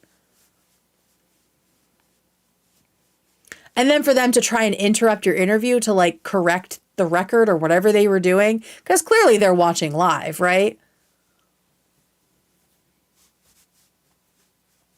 How many times did they text you before they called you? Just wondering. Why did you make this video? Why did you make this video, Madison? Where did the idea come from? I just want to know. I just want to know what's going on. All right, there's a little bit more in this drugs section that is like gobsmacking to me. When she starts like critiquing his posture, it's like very Denim's coded, and to me, it's just so snarky. It's just so snark coded. So here's more of that. zooming in on something. All right, so he's again. This is like Ela with the comments. He's like, you're saying something in this moment. It's pretty clear you know what you're saying because the script aligns with it, but you're trying to slither out of it, and they're not going to let you. So let's hear it. What is it you're showing though? You're zooming in on something. Marbles. I actually don't know what it is. It looks like a The tattoo. rolls I think are I've gone, seen. people. So why did you zoom in on that?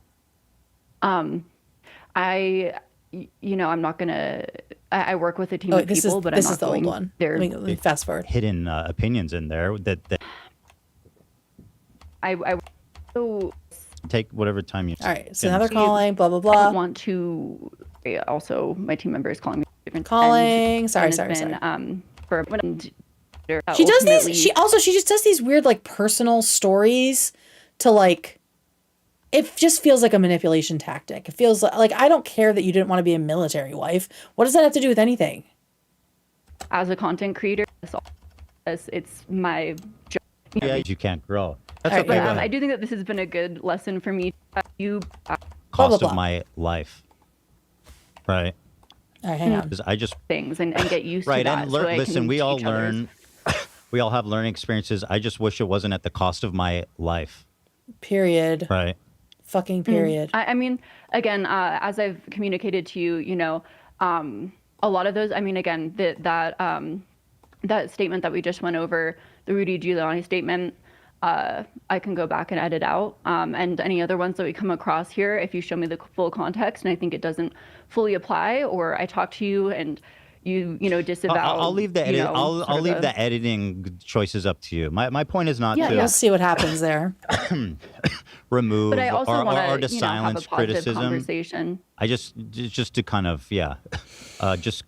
exactly. To put a finer point on it. I'm not sure if you answered. So what? She didn't. Do you have an opinion about His why there's statements harsher, bizarre? why you're zooming in on my leg here? I'll just play. It's really Piker short. has lost all of his marbles. The mullet rolls are gone, people. Hard hitting, man. So there's a very deliberate effort to zoom in there, right? Yeah, I don't know. I mean, I guess my main question is why was your leg up when you were? That happens all the time. chatting? I mean, I do that literally every episode. What? Why was your leg up? Why do you give a fuck? That's your main question? You're not fooling anybody. You are not fooling anybody, and it's not funny. Like you make a 3-hour video about how terrible Ethan is, and you're trying to gaslight us into thinking that your original point about this was he was crazy with his leg on the desk. Babes, what are you talking about? Okay. So my leg being up is implying something? So arrogant. I mean, is it the most professional? I don't know. Is that why you included it when you're talking about? Like she's so clearly just trying to like charm and like slither herself out of this.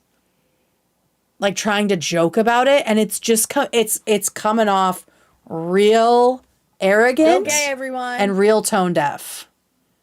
This is after Ethan just said, you putting out shit like this is costing me my credibility, my life. I mean, we're going to see him talk more about how this stuff is impacting him personally. But yeah, like to laugh in this moment is just wild. Have I claimed to be the most professional? Is that a tattoo? It is a tattoo, yes. Okay, yeah. But Why? it seems if I can make an assumption, the insinuation here clearly seems to be that I'm on drugs. Yeah, of some he has to kind. make I it think because they're she trying to won't imply fucking that I'm on admit it. meth or something like that. Hell yeah. And the edit. I don't Charlie know if that Chapman, would be sunflower the emoji, orange heart proper. emoji, just gave 27 Canadian I'm dollars gonna. and 99 I love you guys. I am gonna I'm mute behind the congrats gifs. on 10K. Thank deserve you, IT Shaylee. so much. Red heart emoji. Red Thank heart you, emoji. thank you, Red thank you, heart thank emoji. you. Red heart emoji. I'm gonna leave the visual up. I'm gonna mute the audio because we have so much to get through, and it's already 11:30. All right, so thank you, and if I can remember, I will read thank yous at the end of this. Insinuation, because to be honest, my team members know that I have a family member who's a meth addict, who's very close to me. So Right. Yeah, so why aren't you more careful about making baseless accusations about someone who's on drugs? Unless you came into this video not really considering that Ethan and Hila are fucking human beings, right? Let me move this shit out of the way. Sorry, guys. We'll just do this for now. Okay. But yeah, but so.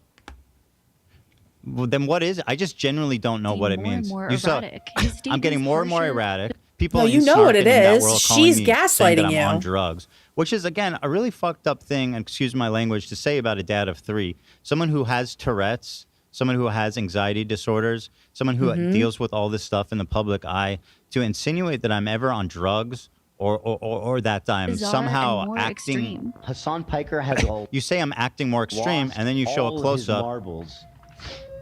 Yeah, Marbles of are me- gone, people.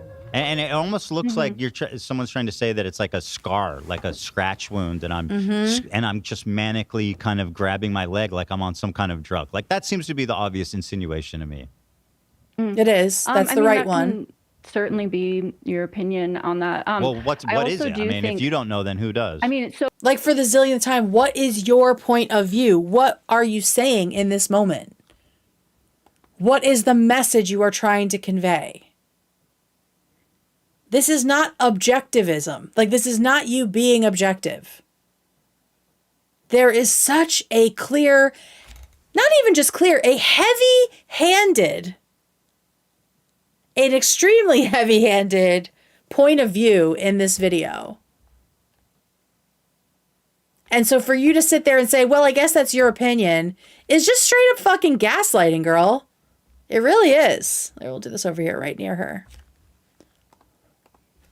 So the reason why I clipped that is, to be also, again, I do think, and I'm certainly not devoid of hypocrisy. I think that there's a certain, which we'll probably get into. I think that I can What are you certainly, trying to say here? deploy hypocrisy, and that's happened a few times. And I think that anytime that happens, it's within anyone's right to check me on that, for me to reevaluate and learn. This from is that. like, oh shit. well, I it think wouldn't that be it was. hypocritical. It'd just be wrong. Yeah, this is like straight up Sarah Palin coded. Like just word salad, not saying a goddamn thing. And kind of mean-spirited. Well, no, I was kind of saying, as far as, you're sort of saying like, oh, someone's lost all of, Hassan's lost all of his marbles, kind of casually saying that, but you're very hurt when other people say the same thing. So this is towards showing you. me losing my mind. That's not you. That's not what you said. That's like, this is her changing the narrative. You're not showing him being offended that people are calling him crazy. You are showing what you think is a representation of a crazy person. And you're also like mixing it up. First you're saying that you think it's hypocrisy, right? Like, oh, I'm guilty of it too, so this felt hypocritical to me. Just fucking say that. But then you're trying to slither out of it and be like, well, your feelings are hurt too when people call you crazy. That's not what you're showing. That's not the clip you included. You included a clip that is cut in a way to make Ethan look, with his neurological disorder, like he's on drugs. In your opinion. In your opinion. Because again, this is your fucking video. Marbles? That's showing that you're saying other people are losing While their marbles. zooming in but on my you're leg. Also, again, that wasn't my particular editing Okay. choice. But I was Girl, trying to say, it's your video. Oh my you know, God. I you're- just find it interesting that there's like edits in here that That you don't agree with. you don't somehow even know why they're there or what they mean. I do find that, and again, this is like Yeah. I feel like No, you're not again, I you don't think you don't that- treat these videos with the gravity they deserve. Like once again, you're talking about my life. I agree. And you are I making agree. extraordinary claims about me and my family, right? Yeah. Like No, again, damaging, I think hurtful, like career, reputational, and just personally like very hurtful and Defamatory. and horrible things that should never Defamatory. be said without an extraordinarily serious You know, I am a person, right? Like at the end of the day, I'm not just like some fucking drug addict with his foot up on the desk that you can just say anything you want about. Like, you know. And even if he were, she, you know, manipulating her family stories for sympathy, she's very close to a family member with meth. So shouldn't she, like, be very opposed to dehumanizing people with drug addiction issues?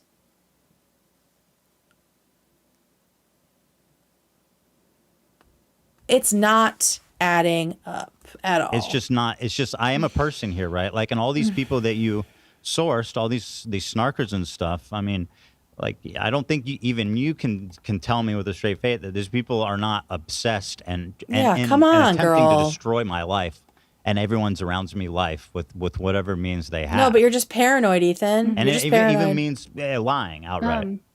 Which I mean, I don't deny that there aren't people that do that on the internet. I've had people go into my aunt's page, which here we go. See, and she's like, "But what about me? But what about me?" Like, it's just so. It is so, honestly, it's so white woman coded, and I say this as a white woman. It's very like toxic white lady coded to just keep making it about yourself. Yeah, this one person overstepped my boundaries in response to a bunch of horrible shit I said about you. And that's totally the same as me perpetuating the lie that you, a father of 3 who has already had CPS called on them erroneously, are a fucking functioning drug addict. Do you know what happens? If you're addicted to drugs and have children and that sort of thing is reported, your kids get fucking taken away if they can prove it. These are all things I assume you know with your meth addict fucking family member. So why are you allowing this? Why did you see this and not immediately think, this is fucked up? I don't know what the context is, but I don't want it in my video. Because you have no principles. You have no fucking integrity. Upset at my aunt right now because I have a policy We don't of care. not posting my child We don't online, care. and I've had family members who just We don't care. Comes with content creator, Right, you know, like especially just across the board. especially one that people make Mental health, maybe don't become a content creator. right, you know, like especially just across the board. especially one that people make careers lying about. Yeah. But yeah, I mean, but at the, just didn't even but at the address same that one. time, you know, when it comes to, you know, speculation, I think, you know, again, I have a family member who's really close to me, who's a meth addict. And also, I think in general, that addiction is very misunderstood. I'm not addicted to drugs, by the way. I don't take drugs. Yeah, no. Just for the record, because I mean, like, and I empathize with you, right? I mean, addiction is horrible and damaging, but I do not. I'm not on drugs. Yeah. What I was gonna say is that he's literally the most functional person in the world. I mean, you know, you wouldn't. Most people. Right, but I don't take drugs. Just like you, Ethan. Just like you. All right, so that's enough of the drug stuff. I'm going to try to hit as much as I can here. Let's get to the pedophile part. Because that sure was something else, wasn't it, guys? This is again in this segment, her pushing blame onto people who work for her. So did she not have final say in what was in this video? Because this seems like a second time that some snark-brained researcher or editor that definitely isn't her has sneaked like snark adjacent or straight up like on snark memes and shitty edits into this video. And that it's not the last, right? So what exactly is she doing? Or yeah, in that way. Like that, I mean, that's like a whole different league of insult, right? But anyway, let's watch this part because this part really kind of rattled me a bit. What could happen at any moment. Hila decided to call the brand Teddy Fresh because Ethan and Hila loved the name Theodore or Wow, Teddy. what a Theodore pedophile. happens to be the name of their first son. Teddy is the nickname they have for each other. Following the launch of Teddy Fresh's first collection in October of 2017, the brand almost immediately saw massive success. Much of its apparel would sell out shortly after dropping, and the line reflects Hila's own personal style. While in the past I would certainly commend Hila for having a very creative style, often some of the outfit ensembles that Hila chooses feels very childlike, with also Teddy Fresh having a little teddy bear as a logo. I don't know. Maybe it's interesting. So can you explain to me what's So interesting about... Yeah. By the way, what's interesting about that? Yeah. So essentially what I was trying to say, which, yeah, I kind of wrote it down as to make sure that I don't know, because I feel like I didn't go about that the right way. And the way she like puts on this fake fucking smile to like moonwalk out of things, it's not working here. It's that currency, whatever that currency is in Orange County, does not fucking work here, brother. how I should have described it in depth. Again, I kind of had something different that I was going to say in my script. What was it? Do you want to say it? What it is you meant to say? It's not better. You don't have it to. sure isn't better. No, because again, I edited it out and didn't say it because I didn't think I should. Mm-hmm. You know, You didn't edit out that though. Yeah. So I essentially, sorry, I can also hear my self echoing, but I can see how my statement could be, taking things too far in online commentary, especially if you do feel like a propensity of online snarkers who are sort of, taking things to the extreme and, calling you pedophiles and, kind of, going after your family. Do you think that it's a stretch to watch that and say, like, to assume you're saying something about us being pedophiles or... Again, this is the thrust of the criticism here is like she refuses to admit she's saying what she's saying. So Ethan and Hila keep trying to like corral her into admitting that that's what she fucking wants. Like that is what she meant to say. Right? There's so much energy being spent on, okay, but when you present it like this is what people think. There's no way she doesn't know that. There's no fucking way she doesn't know that. Groomers or something?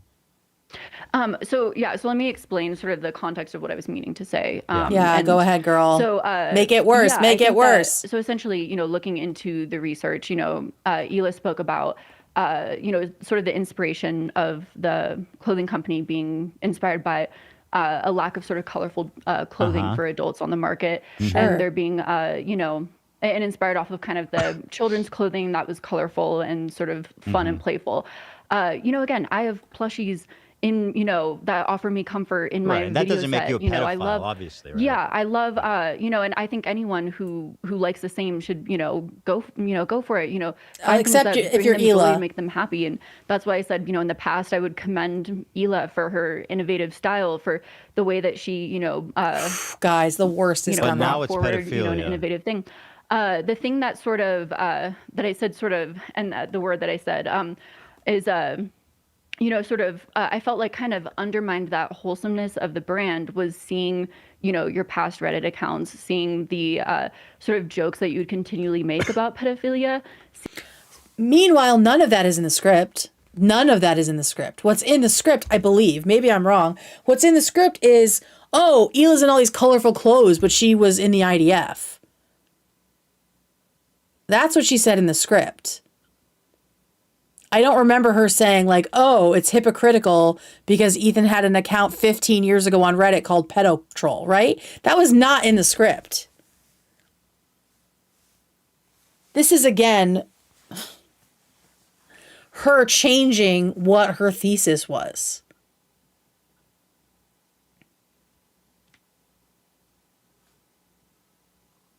This is her changing what she's, oh, no, that's not what I actually meant. This is what I meant, and I've come up with it in the last week since all of this happened. And you guys are stupid for not knowing what I actually meant. Yes, about the raids, exactly.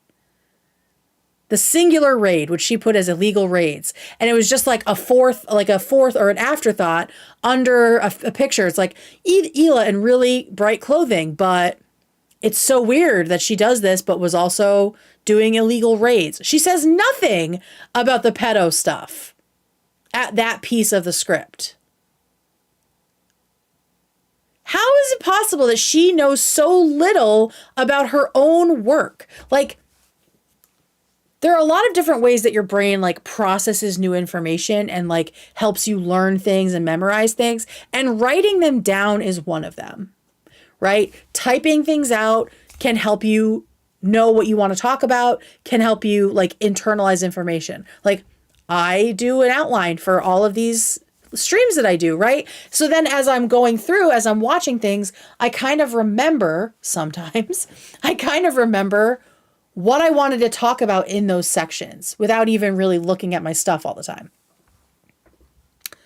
She seems to completely not know what is in her own script where. What is related to itself. And this is somebody who purportedly wrote this script and then performed this script, probably multiple times.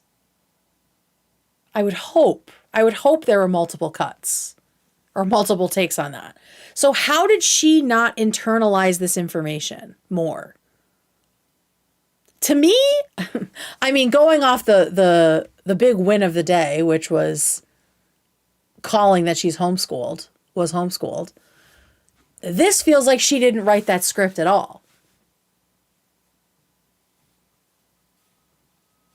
Because we know she spoke the script, but there seems to be a lack of deep knowledge of the words on the page and where they are.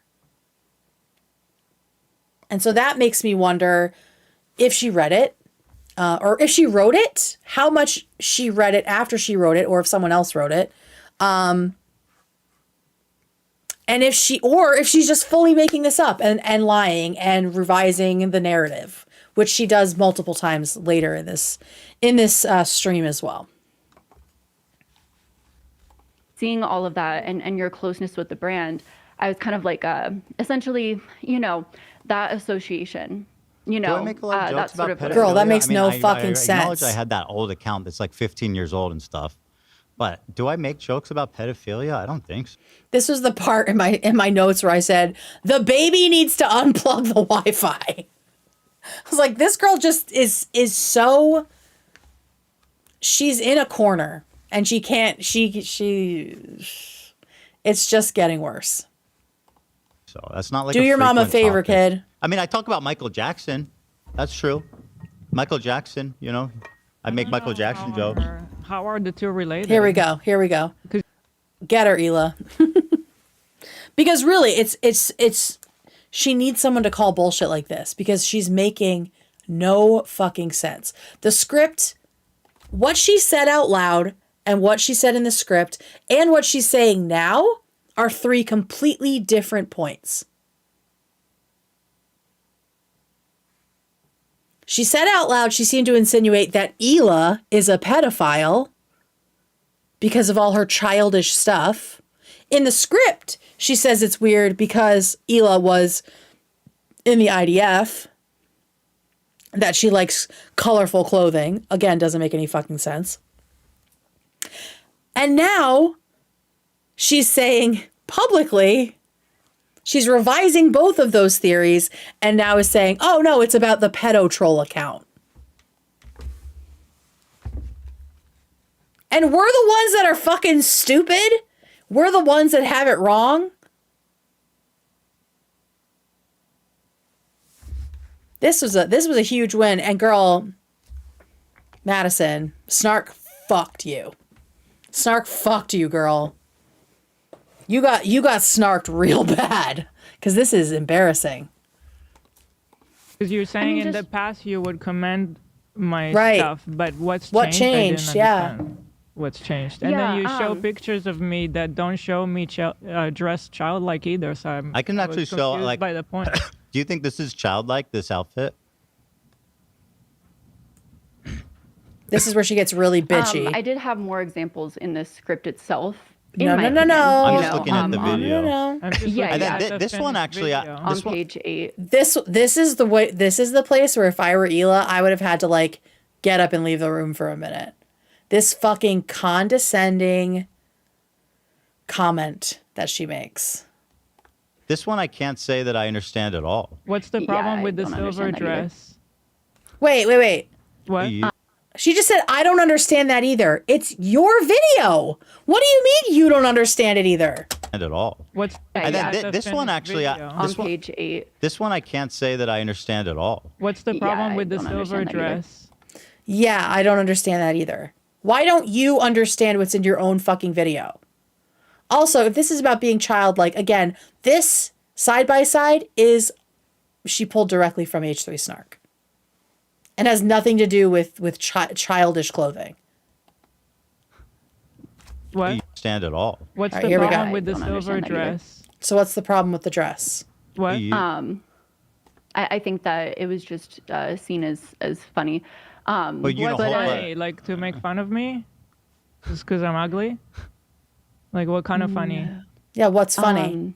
You should look at the comments on Snark where this is found from and see like the kind of jokes that you're tapping into. Right? Yeah. I will. But What's yeah, funny? No, I mean, back to the point. Again, it's, essentially taking something. I mean, again, a lot of people have things that are sort of inspired off of, children's aspects that bring them joy. I think right now a good example is like all the surprise boxes, that are sort of, they're not Girl, all pedophiles. You're drifting. Boo boos in the back of Dan's set. But Dan's I think not. that no, but I Girl, think that you're not laughing like your I way out said, of this. it's, Again, like I said. as I was researching for this video and seeing just like, some of Ethan's past content, it was like, okay. Reminder that pedotroll is not what she references in her script at all. In this section. It is Hila being in the IDF. So who wrote the script, Madison? When did you get the script? How much did you actually read it before you performed it? And how involved were you in the editing? It really feels like you were not involved at all. Or you're fucking lying. I can't tell. I can't tell how snaky you actually are. Ethan's very involved in Teddy Fresh and often, promotes the brand. And so, Nope. again, It was like all I said, about it's just Hila. sort of, You're talking specifically about... This is revision. This is revisionist history. This is revisionist history, guys. That was not what she mentions in her script. It is about the raids, plural, though Hila went on a single raid. Comments made... Which we do not know if it was illegal or not. Because Israel often works with the Palestinian Authority on raids specifically.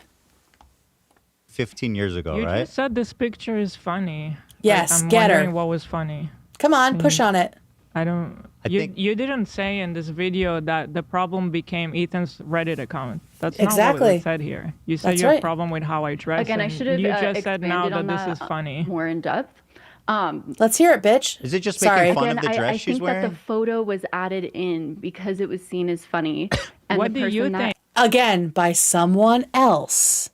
The photo was added in by someone who was not Madison. Again, I say, Snark fucked you, Madison.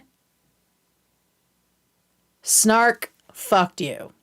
Also, I tried to get that fucking dress. And it was sold out. Okay.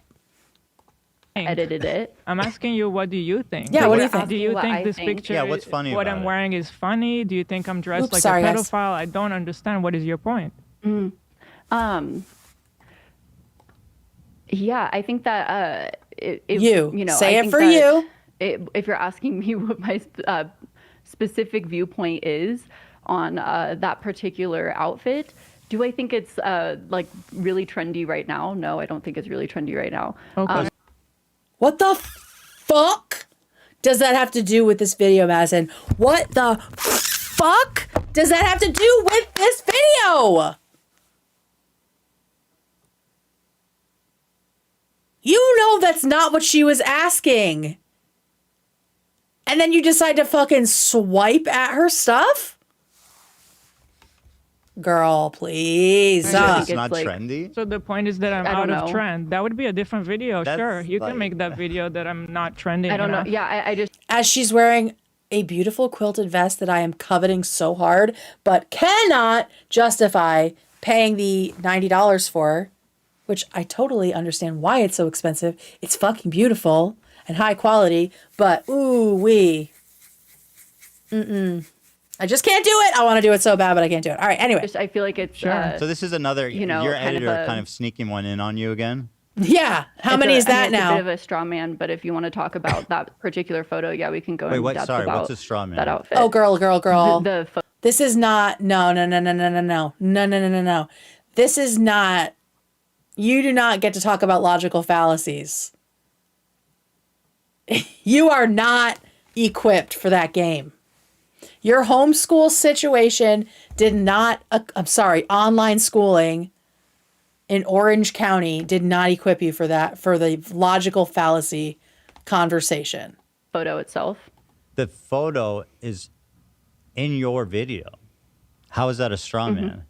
I mean, yeah, no, but if we want to debate the specifics of that photo itself, we can talk about that. What's you the know. debate? What is the But if debate? you want to talk about the sentiment that I discussed and, you know, why I meant that and why I think I should have expanded more on that. Unplug the Wi-Fi, You know, taken out baby. of context, we can discuss that as well. These are the looks, by the way, you included in your research to say that her clothing is childlike and quote unquote interesting. So, like, I mean, yeah, I would The say blue that is face childlike one? and The interesting. blue face is my artistic impression and how I. Isn't that like surrealism? how I Yeah, it's like interpreted surrealism. Famous art that I was inspired by.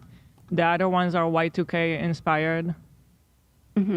Yeah, and again, I would commend that for being fashion forward and everything. Okay. Like I said, But why not? You know, Ethan's past comments simply, in my Nope. opinion, sort Revisionist of undermined history. the just to be clear, we're wholesomeness. talking about 15-year-old accounts posted from an account with the name troll in the name.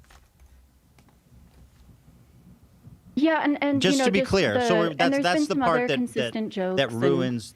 Okay, so I mean, she just refuses. She refuses to move from the fact that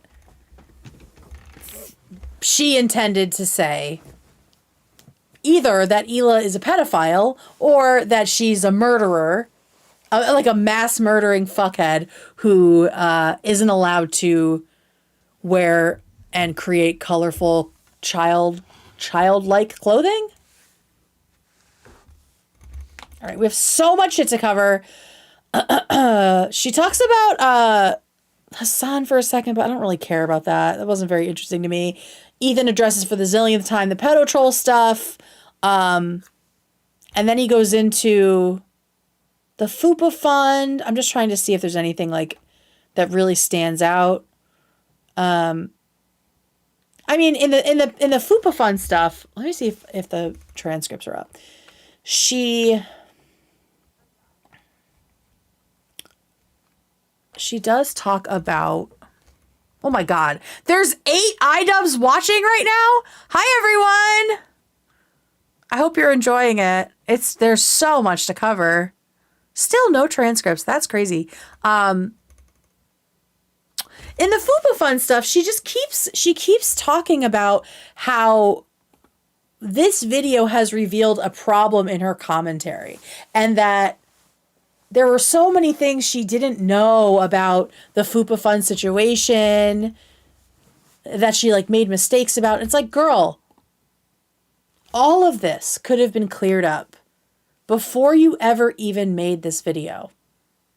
If you had done what journalists and researchers do in the real world and actually reached out for any kind of comment about the allegations that you decided to throw around willy-nilly. Again, the FUPA Fund stuff is like financial crimes. It's fraud. It's accusing Ethan and Hila of making financial promises that they didn't keep. And that is a federal crime. you are making allegations of federal crime, and then you just say, oops, I didn't realize I was wrong. If you don't know the full story, girl, you shouldn't fucking do it.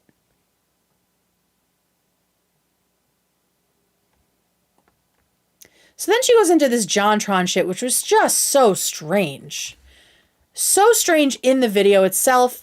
And then again, she tries to revise history. She tries to revise what really happened. So initially in the video, she is like, she seems to be mad at Ethan for holding JonTron accountable for what he did, or trying to, right? She seems to be mad at him for that, saying that he's like manipulating people. But, oh, hang on, what is this? 845, holy shit. Someone tracked the amount of you knows and it was 845. Well, ours is not going to be that that high because we're not watching the whole thing, but thank you for the stats to the mods. Shout out to the mods. But yeah, so she starts to try to paint a lot of the people who have gotten into it with Ethan as victims, even when it has been very clear that they were in the wrong, right? All of a sudden, you know, Ethan and Hila are just these fucking internet bullies, and even people like JonTron, who said a bunch of racist shit, right, are their victims. So that's what she's saying in the video. But then in this stream, where she's actually confronted with that, she changes her story again. And now let's hear her do that. Should let him off the hook. You know. No, it seemed kind of like again, maybe I should have gone. So your point is that I should have let him off the hook. No, then what's the criticism exactly? If you can be more. My criticism is, did he need to be on the podcast at all? You know, like, and was it for content or was it for, you know, to actually sit him down and talk about it? Because he didn't want to talk about it. He kept avoiding it, and it just. Yeah, that's what fucking racists do. They don't want to talk about being racist. It doesn't mean you shouldn't confront them. And remember, the original point was poor JonTron, they're being bullies to him and they're using him for content. And now the argument is, why did you even have such a bad person on at all? Why did this conversation need to happen? Like, this is so peak malignant leftist of, I don't talk to anybody who disagrees with me, and I also don't confront people who are my actual friends and family when they do something I disagree with. I am completely fucking antisocial, and I do not follow the standards I hold everyone else to, right? Everyone else is supposed to cut off their family and friends if they say anything a little bit wrong. But these people can't fucking be bothered to hold anyone in their actual lives accountable to make any sort of real inroads or community organizing at all, right? They're just absolute fucking hypocrites. Led to kind of. I should have let him avoid it, right?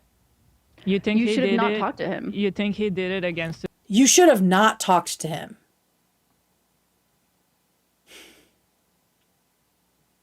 These were people holding their friend accountable for racism on air. How do you not think that that is a useful conversation to put on air? How do you think that that's a net negative? Oh, because you just present everything without criticism. If you had JonTron on, you wouldn't have pushed him on anything, and he would have just been allowed to be, you know, racist and unapologetic about it, and not have to like rethink anything he'd said in the past. But because they actually wanted to hold him accountable, isn't that what you've been criticizing them for? Not being vocal enough? Like, that's what I mean. It's just fucking revisionist. As well, the podcast. The criticism from Gokunaru was that I was too mean to him. Yeah, again, that's not my criticism. Right, but you used that clip. That is the criticism you had in the video. Let me watch it. Sorry, I don't remember what it says And now exactly. you've changed your mind. A platform to defend himself. It happened. How long ago was that now? I don't keep track. 9 months or something. Ethan continued to say things that seemed intentional to sort of garner a reaction within JonTron. I don't really want to get into this. It's a minefield of sorts. I'm not going to go back and nitpick everything I said and say and qualify it or anything. The main question on everyone's mind is, oh, is he a racist? Is he a see? No. Do you feel like you said some things that you regret? I don't like reliving it. Did you have a lot of self-aware moments during that where Of course, you're like, the whole time. Jimmy Lee was a former dentist. It just doesn't even seem that bad at all, even when you try to make it look bad. Why shouldn't he hold someone's feet to the fire? And again, you were mad. She starts to mention Jimmy Lee here, right? The point of Jimmy Lee in this video is that you were mad, or the internet was mad. You're just an objective observer getting all of your information from a fucking snark subreddit. The internet was mad that Jimmy Lee was not held more accountable, that Ethan was just joking around and invited him to the show, right? So where is the line? Who are we supposed to hold accountable, even though he definitely held Jimmy accountable, right? So he's supposed to hold Jimmy accountable.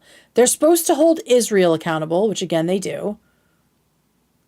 Voted against BB twice. But they're not supposed to hold JonTron accountable, and they're also not supposed to put it online because that's a cash grab for content. Again, we are the ones who are in the wrong here. Like, if this wasn't the most affirming, it's like her most affirming video since the last one, that what the snarkers are doing is fucking pointless and they're wrong. I mean, this is like the most obvious snark mouthpiece moment I've seen yet.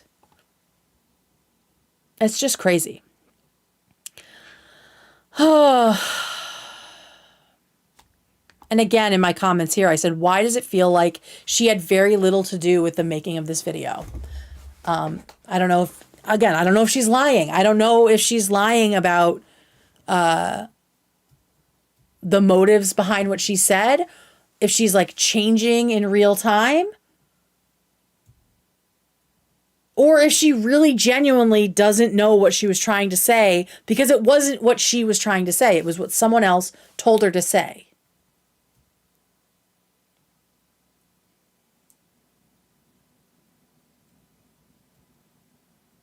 It's very, very, very unclear. Towards the end, we do get her saying the first apology.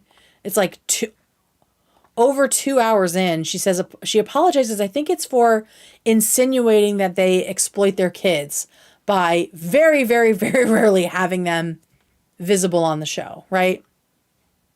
That's the one apology we get that isn't about her bumping into a mic or having a hair thing or whatever she said. Like, this is one of, I think it's the only apology.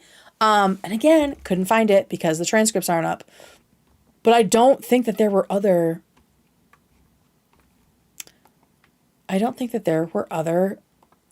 real apologies anywhere. She also admits that she doesn't think that Ethan's on drugs. Thank you, Habanero. Oh, and then was it Hila that says your words don't match the action? I want to try to find that. That was really good.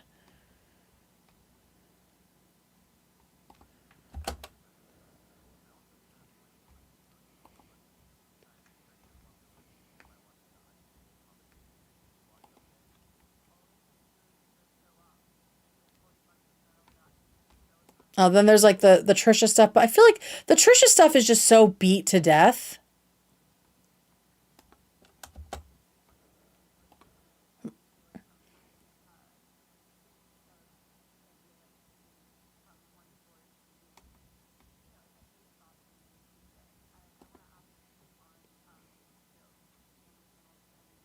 Family channels.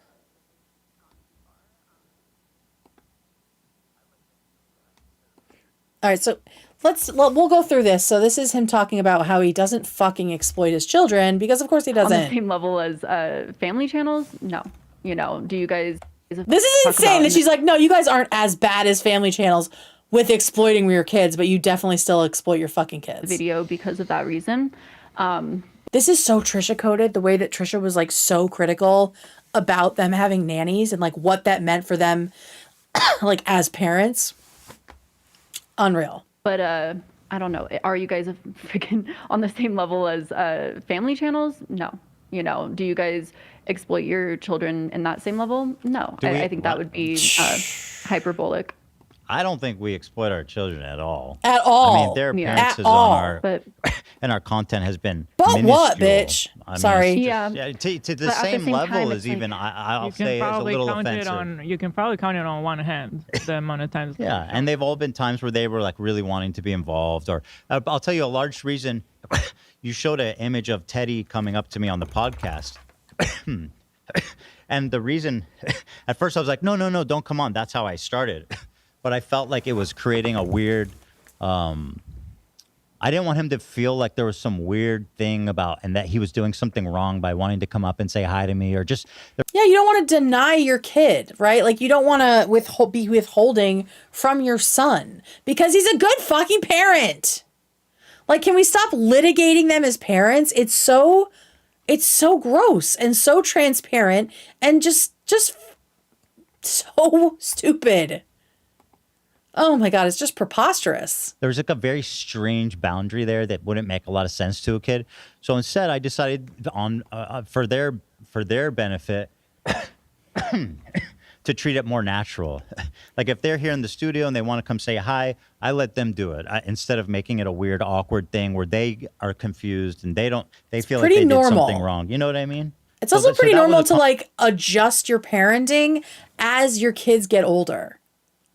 And as you're figuring things out and figuring out how to fucking live, right? Everyone comes into being a parent with a lot of ideas of how they're going to parent. And that changes over time.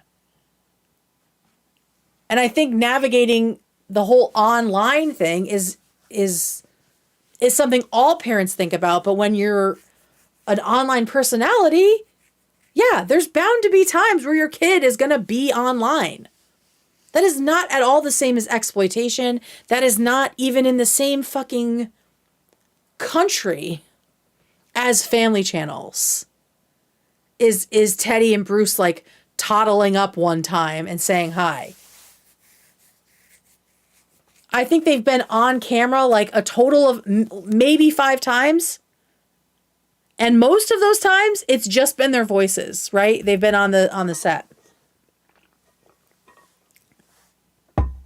It's so insane because if you had any sense of good faith at all, you would know how hard they actually try to keep their kids safe and keep their kids out of the public eye.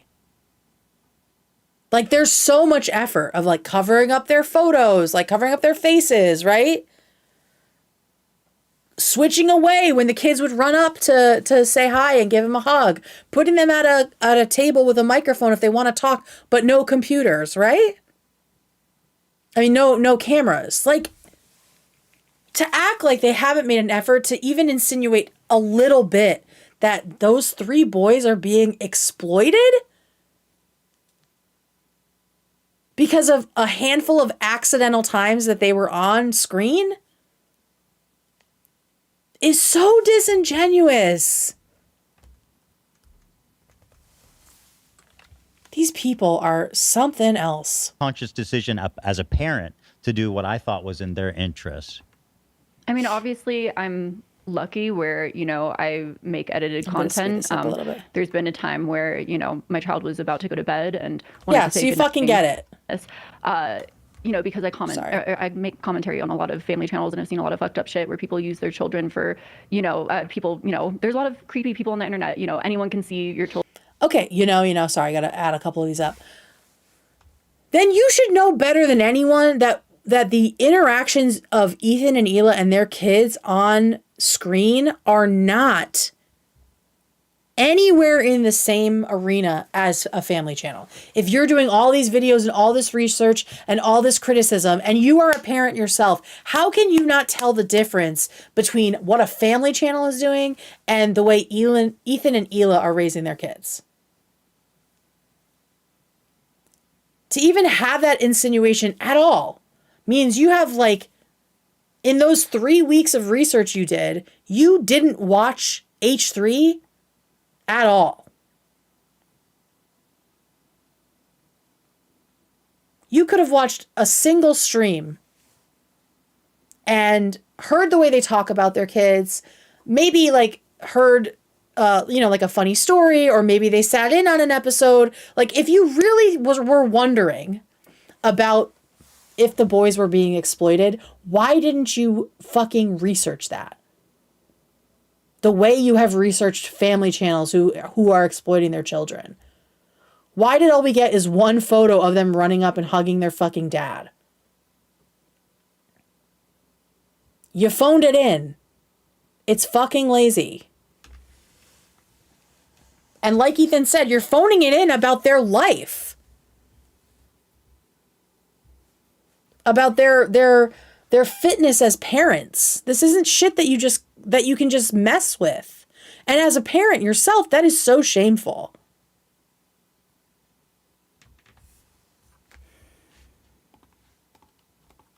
Children, so that's one aspect of why I care a lot about, children not being seen online. I also think that, until children are of age, they just, don't have the cognizant ability to really consent to what's being shown or produced. Duh, bitch. Anyone, will take a clip of that. And, Do you work with this person? as has been said. Sorry, what? Sorry to cut you off. Do you work with this person? All right, so we're gonna get into content crash out. I'm gonna jump to after the break because they take a little break and then they really get into the content crash out stuff. Wait, what was this? I missed one little screen. Oh, Ethan currently clogging the toilet. Wait, but does she say there's a point where one of them says like your words don't match the action? Now about another hiker has a lost. A very obvious drug addiction. But it was the obvious is to accuse me of drugs. So to include this clip again is to accuse me of taking drugs because of his tics. I do think that is because of a neurological disorder that I don't have control over. That manifests in sniffing sometimes, or in, different clearing the throat, whatever it is. I'll also say before this snarking phenomenon, I went my whole life with people being super understanding and caring, and like never weaponizing that or making me feel other for that, until I met these snarkers who now have used it, including Anissa and this guy here especially, who have used it as a point of criticism. My neurological disorder I was born with that I can't control, that has been a huge obstacle in my life, sitting in front of a camera with this, is participating in the weaponization of a truly debilitating neurological disorder I've got, right? And I've never been the victim of this. I would never even. And it's something that is usually off limits, right? It's something that people like Anissa and I imagine Madison and her friends, right? You would say, oh, we can critique someone, but don't be ableist. Unless it's Ethan Klein. Then we can all pretend it's not Tourette's and say it's a drug addiction. It's disgusting. Imagine of accusing someone of being ableist when it comes to me. But you truly are participating in an ableist harassment campaign that presupposes that my uncontrollable neurological disorder, Tourette's, is the result of drug abuse. I mean, first I want to say I'm really sorry about that, shit! We got an apology! That is literally the only concrete apology in this entire fucking interview. What time is this at? It took 2.5 hours. 2.5 hours to get an I'm sorry out of her. Abuse. For one thing. I mean, first I want to say I'm really sorry about that, that, people have been weaponizing that and that you feel that way. Well, you weaponized it. Yeah, you But did. I do want to ask, do you think... Okay, never mind. It wasn't even a fucking apology. I wrote it down because I was so excited. And then she immediately fucking steps out of it. Madison, I was rooting for you. I mean, first I want to say I'm really sorry about that, you know. I'm sorry you feel that way, but... That, you know, people have been weaponizing that and that you feel that way. Well, you weaponized it. Literally says, I'm sorry you feel that way. Do you think, and this is, I guess, where I do feel like sometimes the use of this idea that using from one source could be a, you know, essentially a thought terminating cliche. I want to ask, do you think that me using a clip from something is co-signing whatever is on that clip? You Well, know, depends, all the right? comments, all of the, you know what I mean? Depends Like what's in the clip. Sometimes I could be using are that you using clip unedited for footage, different context. or are you using a clip that has a clear editorial perspective? Because if you are, she's so dumb. Like, how does she not know this? There are points where she asks these questions and it almost feels like she's like pandering, like, oh, I just really want to pick your brain as a fellow content creator. It's like, you know the difference between using a source that is objective, I would hope, but maybe you don't, homeschool. A source that's objective versus a source that has been obviously manipulated. Like, if you're getting all of your content from a subreddit with the word snark in the title, you gotta know they got a slant. And it's a hateful one. Do you really think it's a problem that I just grab stuff? No, it's not about the grabbing. It's like we talked about last time. It is about the framing that you are accepting or the framing that you do to the content. you are using a clip with a clear editorial perspective, then you're obviously co-signing the footage. If you're not correcting it, right? If you're just like you can source from snark. There's nothing inherently wrong with that, right? Again, what I've tried to say through the video is this is what online commentary is that no, girl, that's not what you were doing. You were not doing this like meta commentary on internet commentary.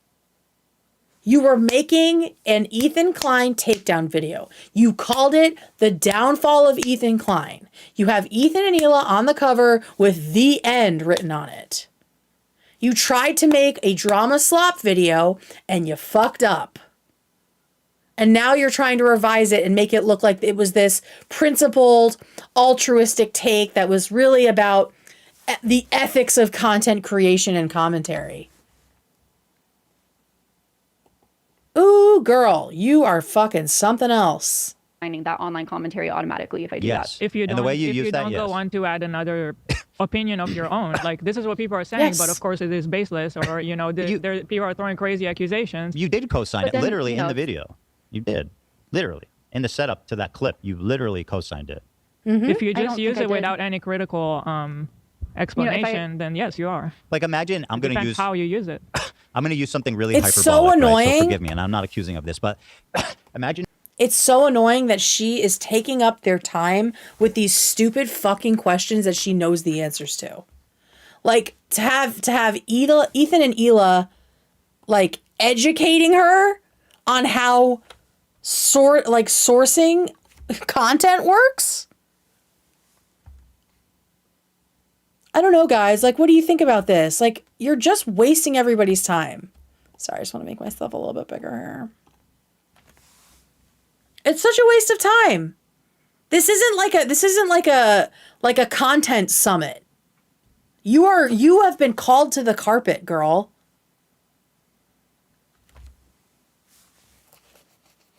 And you are not some little baby creator like trying to get pointers. You fucked up bad. And pandering to them like they're these experts, you just want to pick their brain, is so transparent. if I wanted to make a point about socialism and nationalism, and I really wanted to impart the importance of that. And in doing so, I pulled up a clip of Adolf Hitler. And again, pardon the extremity of it, but I don't criticize it. I just go, this is a great commentary from Adolf Hitler about the need for social cohesion and nationalism and socialism. And I think that we can all draw from. And I don't give any, and I'm just like, here's Hitler, right? You're making a great point. Ladies and gentlemen, clearly, Hitler. People would see that as a clear endorsement of Adolf Hitler, right? You wouldn't be like, you know, hey, I didn't endorse the guy. Like it would clearly be an endorsement of Adolf Hitler for me to But just. again, it's, you know, as opposed to, I can't use that same example, but I'm trying to think of a similar go ahead, example to girl. use, What were you gonna say? But you know, if it's someone has said this, here's a clip of this being said, or people became concerned of this behavior, this type of behavior, here's a clip of this. You know what I mean? It's not the same as kind of the example that you just said. But you know, never at least I inserted, don't- you never insert another opinion or an opposing opinion. So it seems like you're agreeing with it. Your whole video is siding with that one side, even though you're saying that's what the internet is saying. Again, there's many on the internet that are saying the other thing, but you're ignoring that. Exactly, Ela. She keeps saying, hey, this is just what the internet's saying. But she's ignoring an entire section of the internet, aka the world beyond the walls of Snark, where nobody believes this shit. And she expects us to believe that she's doing this objectively? And she's just playing dumb here, being like, oh, I thought I was being objective.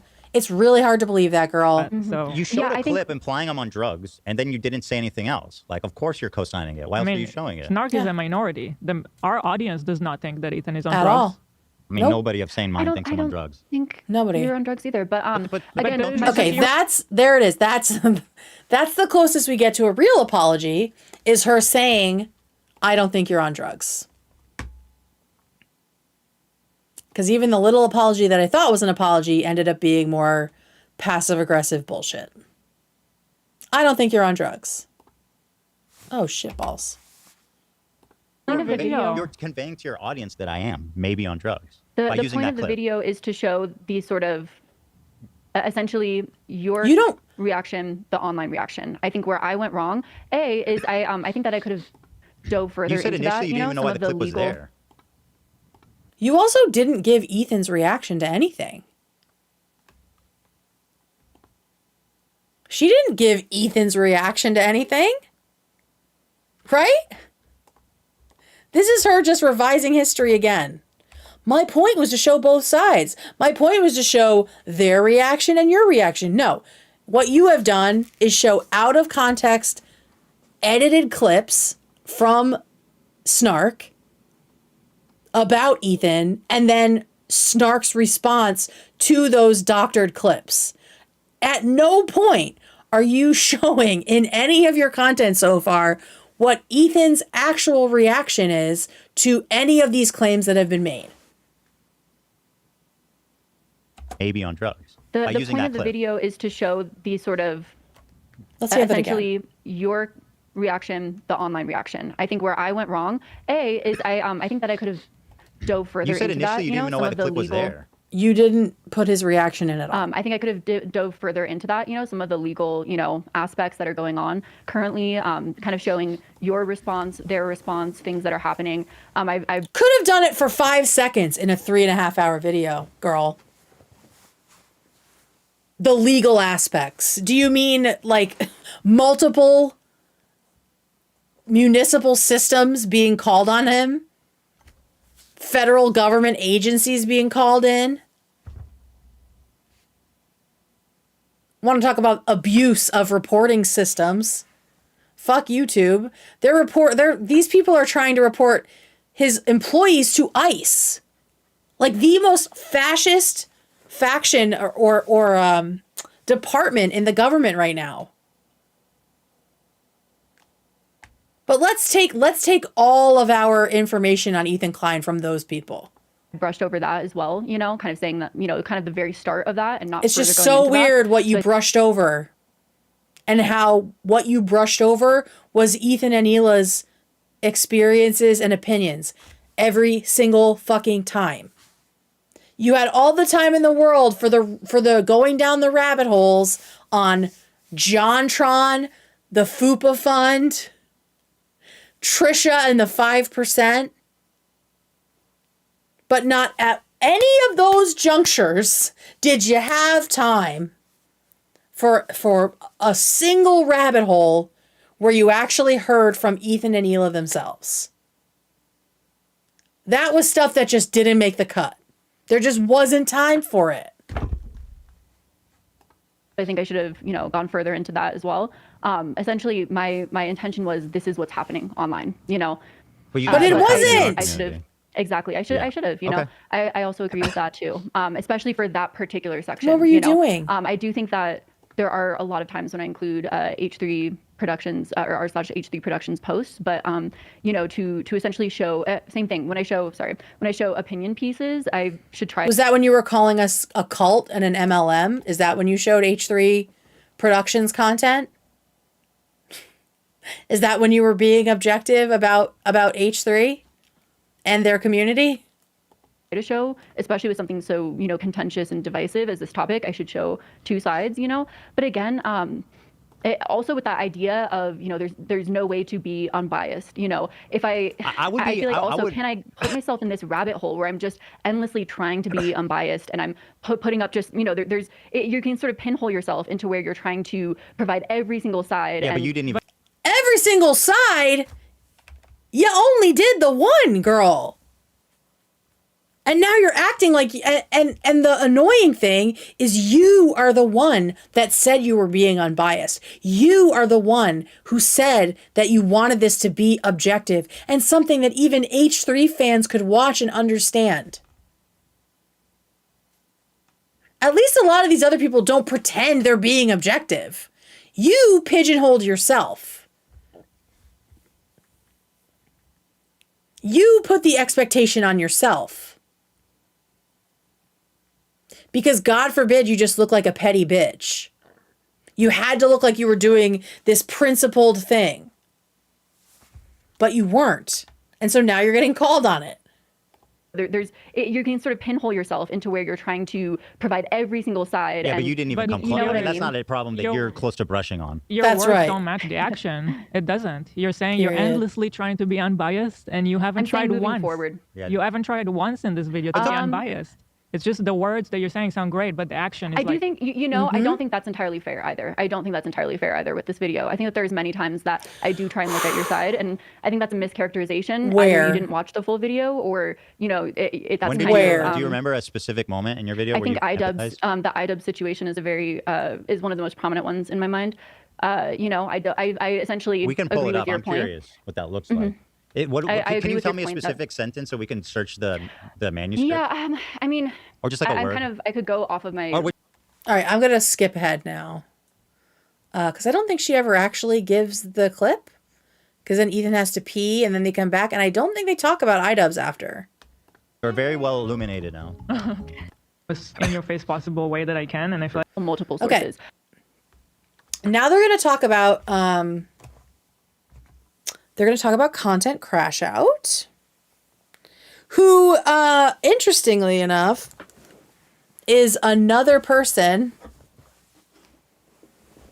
in the Snark universe who has tried to contact me to explain their side. I don't know why these people are contacting me. Do you know? Do you have any idea?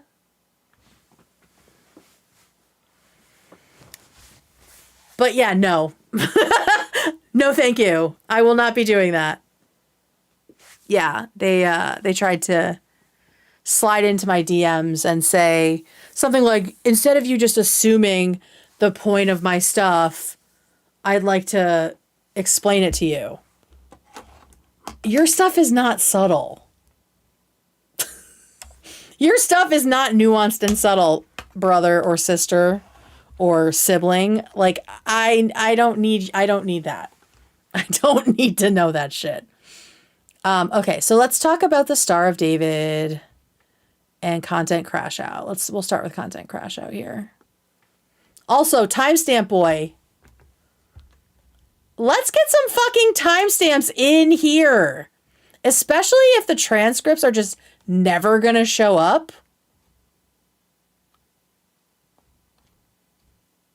Yeah, no transcripts. Okay. So here's my friend Content Crash Out that they're talking about. And this is very, very strange. she gets kind of squirrely about content crash out. And that makes me wonder what, if any, connection there is between the two of them.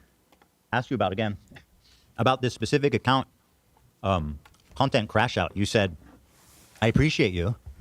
As you probably know, I've been following your page and sourced from you. I believe mostly the Palestine and Downward Spiral chapters. Appreciate your coverage greatly, you said. Now this person.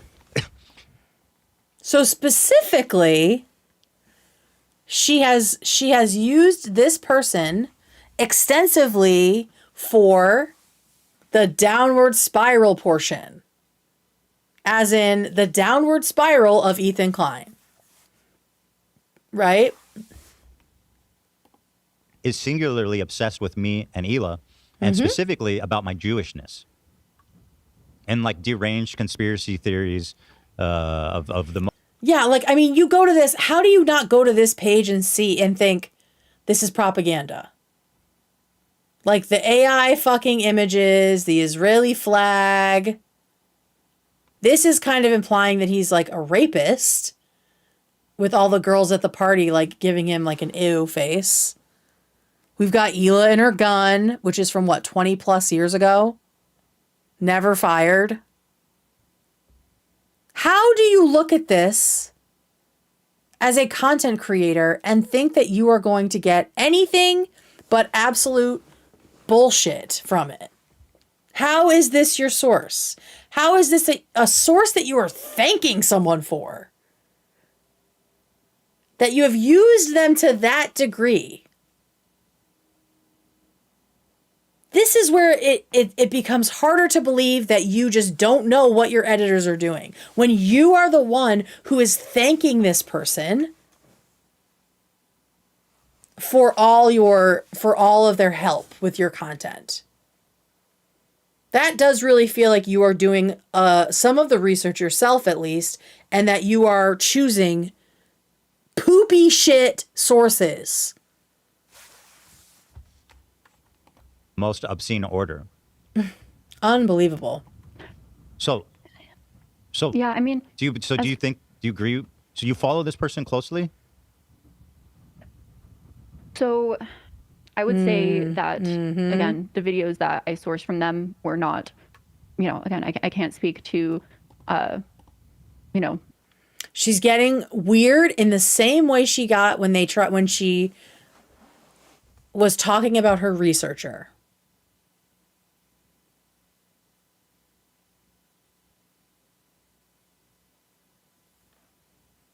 She's getting that same, like, I don't know what to say. I don't want to speak or I will be in big trouble. It's that same kind of, where she starts really hemming and hawing. So who the fuck is this person to her? What you feel like are really offensive videos. Sorry, not to say what you feel like, but I feel like, again, I haven't seen all of their videos to know. Okay. I just confused because you said, I've been following your page and source from you. I guess, yeah, sure. Maybe you didn't see other videos by that. Yeah, like the reason why I said that is I feel like on TikTok you can probably see when a creator like saves a video, So I just felt like they could probably see that, So you saved the video, though. You said the editor put it in.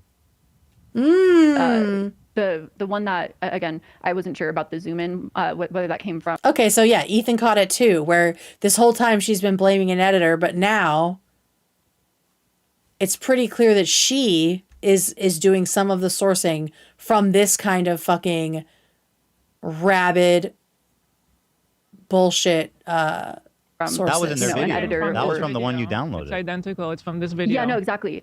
So what I was going to say is I wasn't sure if that came from an editor, but now looking at it, it's clear it came from this page itself. So what probably happened is, again, I added a timestamp. It's okay. Added a timestamp into my script, from that. I saved it, added it in. So yeah, it was. Is this where you heard that Hila called babies terrorists? Because this person also at 2 years old to kill Americans. They made this. So again, are taught to kill us at 2 years old. That's pretty spicy. Yeah. Do we have that one? Like Kamala. That's not really a fair edit. to be completely and totally honest, there was multiple pages and sources that have shown Sure. that clip. Yeah, I believe that, actually. Multiple sources. You know, and that's where it's hard, again, going to the original source, you know, because Do you see how many videos this person's made about me? Does this look healthy? Yeah, Honestly, exactly. if you're sourcing from them, I'm concerned. Like literally, can you So see again, all these? Specifically, that Just look at the thumbnails. This is like what I was saying, is if there was an account that looked like this about, say, Hassan Piker, right? I've never been a fan of his since way before Leftovers. Couldn't watch Leftovers because of Hassan. I would never ever go to an account where Hassan was like AI generated to look uglier than he is, or sicker, or weirder, or crazier, or have a smaller head. And if that was the entire fucking account, or any of the account, I would not be using their content and positioning it as fact.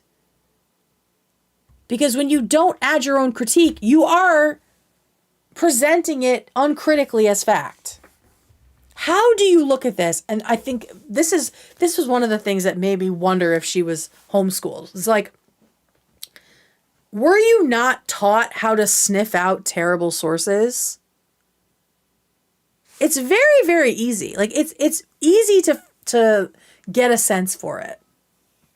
I've started doing it a little with my niece and nephew, less about sources and more about like the quality of the content they're watching, because they're 3 and 4, right? So they're into YouTube to some degree. It's mostly cartoons, and I just got them into the Muppets and things like that, right? But sometimes if if they're on their iPad, like in the car or something, they can get down this funnel, right? Where all of a sudden they're watching videos with no people involved. You just kind of see like adult hands like playing with toys, or like a monkey doing things, and you don't really know, and there's like no people in it. So it's like, what's the deal with the monkey? How is the monkey cared for? Is this monkey being exploited, right? It gets weird. And so I've started saying to my niece and nephew, I'm like, that's weird, don't watch it. So now, or like, that's weird, let's watch something else, is usually what I say. And so now my 4-year-old niece will look over if she sees like her brother watching something like this and say, Lennox is watching something weird. And every single time she's right. It is not hard for a 4-year-old to figure out a little bit of media literacy and to figure out that some stuff is bizarre by the look and feel of it if you just point it out. So the fact that this grown-ass woman cannot figure out that this account is fucking weird,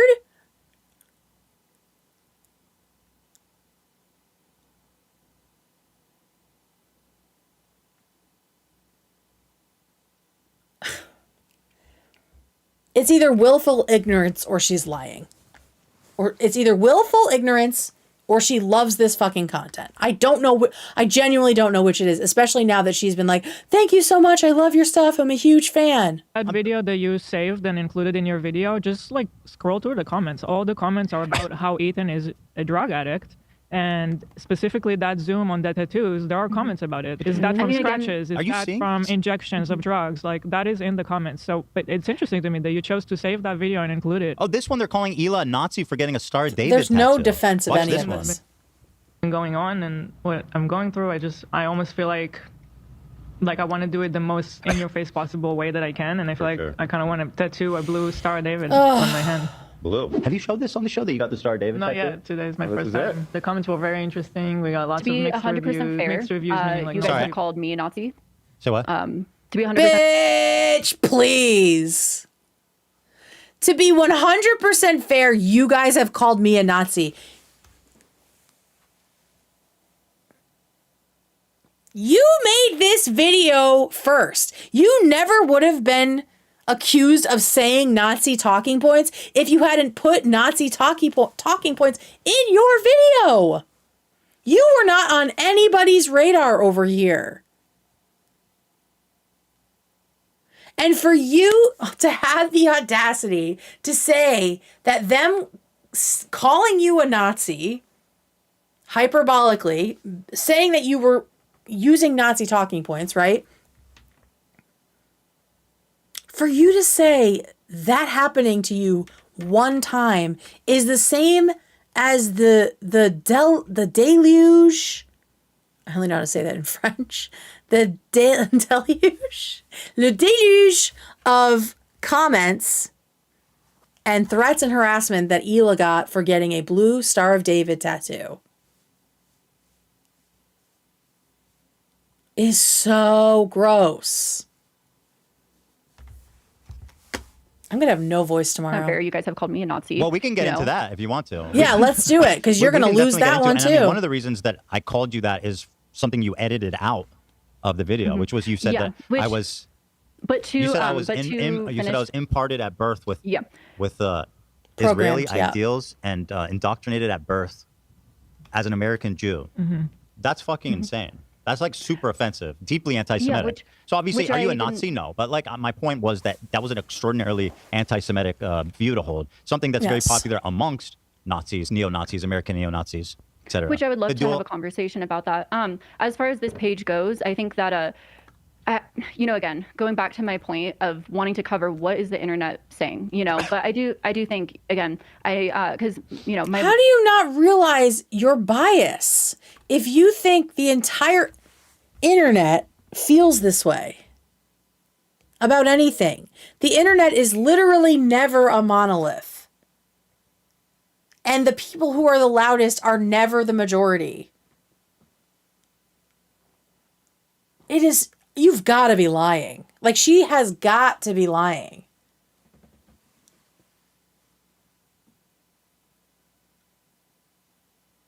I just wanted to make a video about what the internet is saying.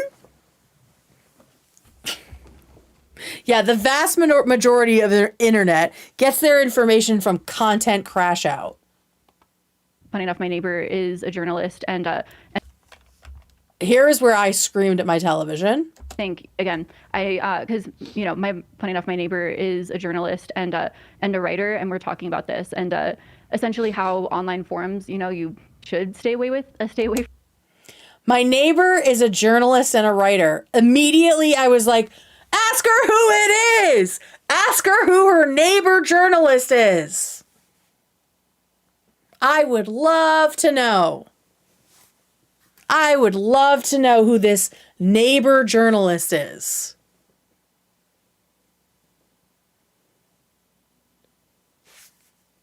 From in general, if you want to sort of have good coverage, so stay away from writer, and we're talking about this and essentially how online forums you should stay away from in general, if you want to sort of have good coverage. So I think that was a really positive conversation sort of about this. I do think that avoided using gender, so we don't know the gender of this journalist neighbor. Again, it's hard when it comes to covering internet situations, though, because you can't, she was kind of talking about as a journalist. Oh! We got a gender! A female journalist writer who is her neighbor? I know this neighbor journalist says to stay off of social forums, which Taylor Lorenz would never ever co-sign, because she wants to prescribe social media for children. Positive, conversation sort of about this. I do think that, again, it's hard when it comes to covering internet situations, though, because you can't, she's kind of really talking about not. As a journalist, how often she goes directly to a source. How does that translate online? I mean, you didn't reach out to me one time. We have hours and hours and hours of footage every week. Like, but also you didn't reach out to me when you were... All the sources are on the internet, and as well as, for example, the Trisha fallout, it was all documented. Like, pretty much all the stuff you're talking about are stuff that are online available. But also you didn't... Yeah, all of the opinions are there, girl. To act like... First of all, I mean, and then she makes a point. She's like, well, I've tried to reach out to people before, and they just haven't gotten back to me. That's not a fucking excuse to not do your due diligence. And like Hila is saying here, you know they're streamers. You know they talk about their entire life. Or I would hope so if you're doing such a huge video on them, right? They have commented on every single thing that has happened to them at length. And you included exactly 0 meaningful commentary from them about anything that's happened in their life that you were critical of. How the hell is anyone supposed to take that? Didn't reach out to him.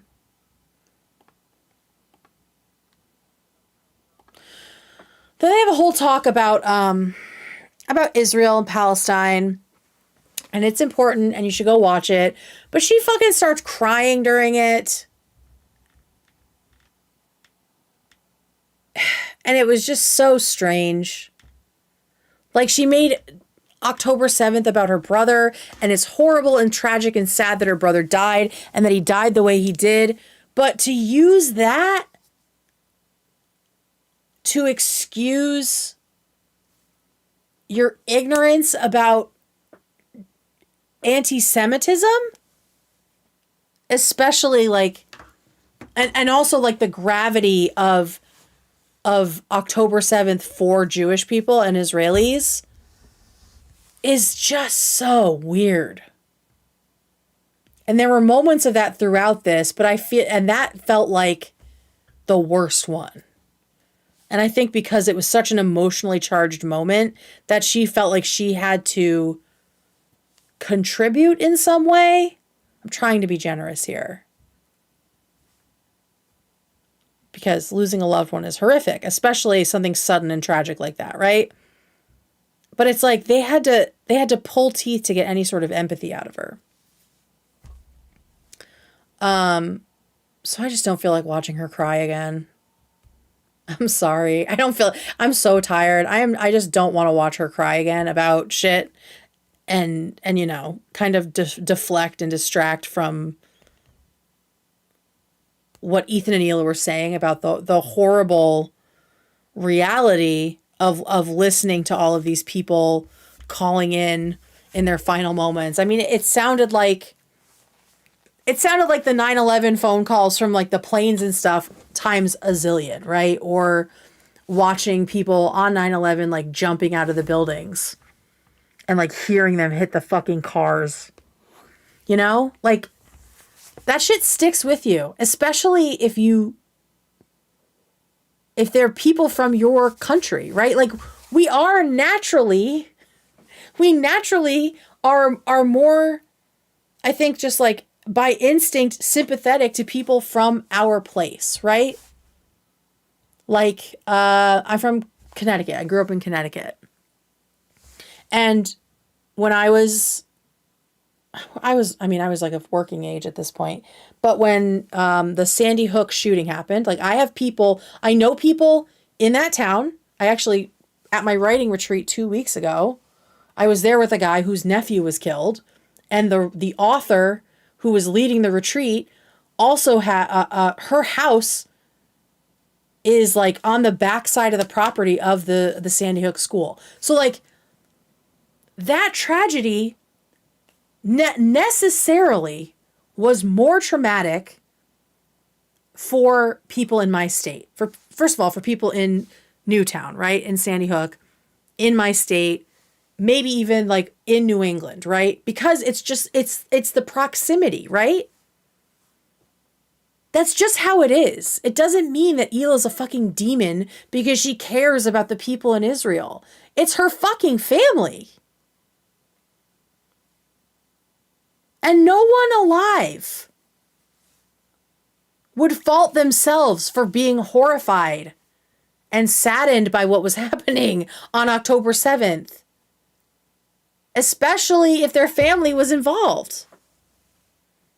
Right? Because a whole piece about terror is like, and terrorism, it's not just the people who are killed, but it's that fear that it's going to happen to more people. It's going to happen to people you know, that you love, right? There's like all of this like uncertainty as well as the horror, right? And so your mind just like ramps it up. So for anyone to be critical of Hila and Ethan for being moved as they were by October 7th is fucking insane.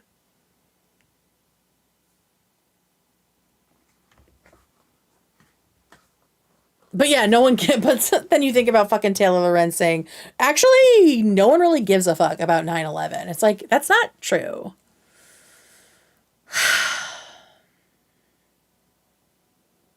Yeah, I just can't, like, the Palestine Israel stuff has been, I mean, they've talked about it at length. They've shown all of the times that they have spoken out, right? All of the donations, all of the ways that they have been active against what Israel is doing since before any of these fucking people even knew where Israel and Palestine were on a map. But now everybody's the perfect activist, and to be a perfect activist, you have to shit on everybody else. Especially the people who have actual skin in the game in that region of the world. Because you can't fucking comprehend how things could possibly have some nuance and complication when all Ethan and Hila have ever asked for is a little bit of sympathy, a little bit of understanding for the civilians, the people who were impacted, who were traumatized by that. By a terror attack. Like, what the fuck? It's not hard. It's not hard to have sympathy for them and then disavow Israel's reaction to what happened. It's just like having sympathy for everyone that died and was impacted by 9/11, who continues to be, all the first responders, and also to be against the fucking wars in Iraq and Afghanistan. It's not fucking hard. So why is it hard with Israel?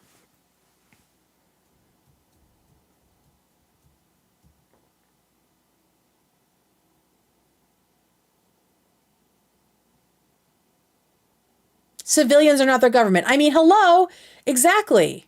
Think about the US right now. I don't want to be categorized as someone who's just like Trump. Bitch, please. Okay, I need to stop here. Let's see. I have like a couple other little bits here. Let me just check on one thing. Oh my God, have you guys been having fun? Has this been good? I hope you've been enjoying it as much as we can. I do think to some degree, like, while I was frustrated that they essentially had to teach this 25-year-old woman about what anti-Semitism is after she has made 3 videos enabling anti-Semitism and anti-Semitic attacks against them. She's just so fucking white of her. I am hopeful that being able to talk to somebody about the way that they have been impacted by their actions has been a little bit cathartic for Ethan and Hila. Because that's restorative justice, right? Like, that's a huge piece of it, is like telling the person who has harmed you how they've harmed you, why it's affected you, and so I'm hopeful that this unburdens them a little bit, even though this person is like so irrelevant compared to like all of like the actual friends who have betrayed them. But maybe she can sort of stand in as like a surrogate for all of the bullshit the others have been doing. 1 second. I just want to see if I missed anything else. Okay. So obviously the snark subreddit was overwhelmingly negative toward Ethan and Hila, duh, because they're always going to be. But we did see some little cracks in people realizing that Madison was not the right mouthpiece for this mission. So here are just a couple little what I would consider like not concerning, what's the other word I'm thinking of? Encouraging tidbits of people in the snark community who might be realizing that this was not a good look. Now, the next step would be them realizing, oh shit, these are actually our talking points, right? Like, that would be cool if they realized that that's what they were doing. All right. Yeah, and we got to 376 filler words, so congratulations, Madison. Nice work. I guess it was over 800 in the total stream, which is really something. All right, so just a couple little snarky things here. This person says, she looks bad. I love her, but she looks bad. Yeah. Oh, this. Oh, there's a couple here. Okay. I just tuned in, but I also think she is not doing a good job. Like, why does she feel very defensive? Because she doesn't know what the fuck she's talking about. Oop, let me move myself. Like, I can't decide what her position is on this, really. I'm honestly shocked at how little she knows about them to be able to more fully back up her video. Duh. Her lack of background knowledge and vested interest in making it really easy for them to rewrite history. That's not what's happening at all. That's not what... I mean, she was rewriting history actively while she was talking to them. Just backpedaling and changing what she meant to say in the videos. Like, the whole thing, like I said at the top, felt like a rough draft. It felt like that first video was a rough draft, and now she's kind of worked through it, and now she's starting to have like a thesis statement for what she was talking about. But now the thesis statement isn't that Ethan sucks, it's that content, like the ethics of content, like it's kind of bullshit what she's coming up with. I honestly don't know where she's landed. Let's see. I have no idea why she would choose to wade into these waters with this rabid fan base if she wasn't super confident about what she was asserting and all the context. Oof. I agree. I totally agree. I think obviously we're talking about different rabid fan bases, but yeah. There's a reason why they chose her video and not, say, Eamon, Chris Kunzler, or the many other critical videos made of him. That would 100% be able to eviscerate him. She's unfortunately become a useful idiot for him. Truly unfortunate. I think you guys thought she was going to be a useful idiot, and she wasn't. Woof, this is a deeply ill-equipped person to be making commentary. She's not aware of the state of current affairs regarding anti-Semitism. Why is she making a video about the couple who weaponizes anti-Semitism as their personal brand? It's like they're always so close to having a normal take, and then they have to, like, spin it. Right? They're coming across as crazy. Yeah, you fucking wish. Oh, and then Content Crash Out, we learned... Content Crash Out, who is that insane TikTok account, is a big fan of the snark and gets called out sometimes. This is obviously not them, because this is blocked. But people know that they are active in the snark subreddit. So yeah. So there's that. Let me see if I have any final thoughts here. First of all, thank you all for being here, hanging out.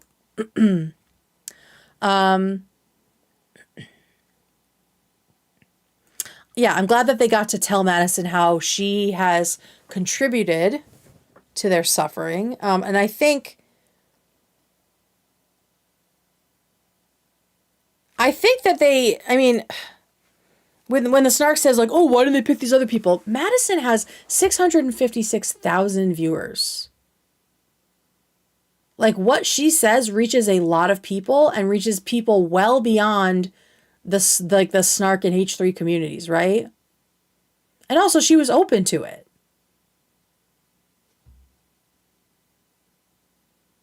But anyway, I am glad that they had the chance to tell Madison how she has negatively contributed to their suffering right now. Check DMs before I go. Hang on one second.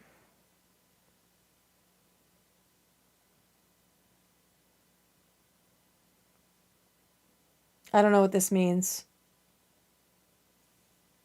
I don't know what it means. You sent me something, but I don't know what it means. Hang on, guys.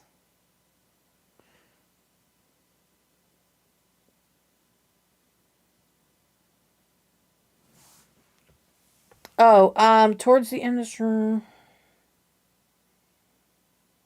Okay, apparently people are having trouble joining Discord. So I will make a community post about it with instructions.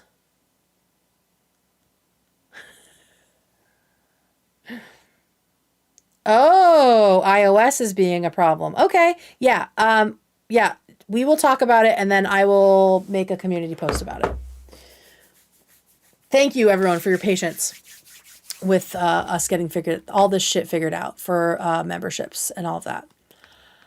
So yeah, I feel like that was good for Ethan and Hila to be able to, air some stuff out, get it public, even if she wasn't like the best and most relevant receptacle for that necessarily, because she's so new on the block in this issue and clearly has no fucking idea what she's talking about. But still, like I said, I hope it was cathartic. But like I came away from this.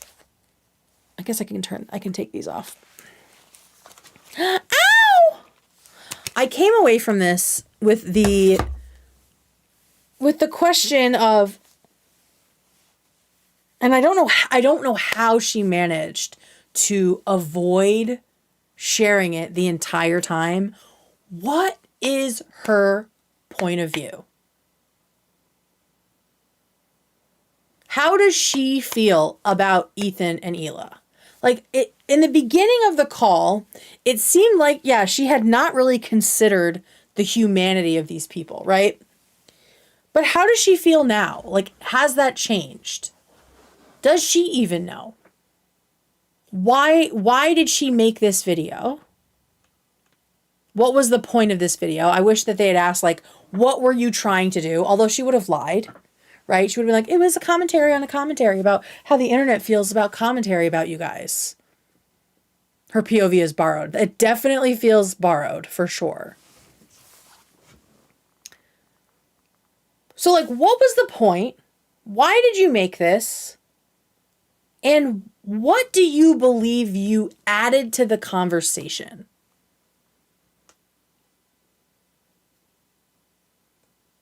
Like, what newness, what new perspective, what new layer of information or empathy, as you say, or like, what did you add here? What was the value add of these videos, of you stepping into it, when the entire 3.5, during the video and then also during your follow-ups, you've said, I don't really know what I'm doing. I don't really know what I'm talking about. So why did you make this video? Was this just to assuage your own guilt for not talking more about Israel-Palestine? Was this your activism? Was this to get people off your back for criticizing you for not talking enough about Israel-Palestine? Were you influenced to make this video by these researchers that you seem scared to hold accountable even though they work for you?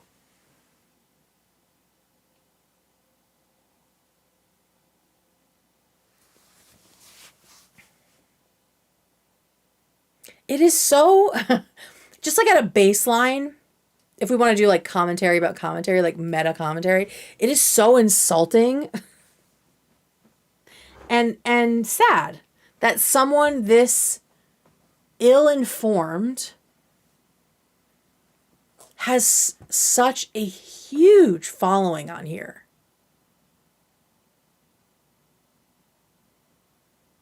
because I genuinely don't see what she added to this conversation at all. And if this is the way she moves in the other videos where she has no point of view of her own, where she's borrowing other people's opinions, what is she adding?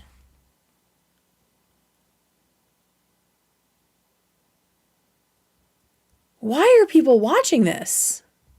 What do you do successfully, quickly?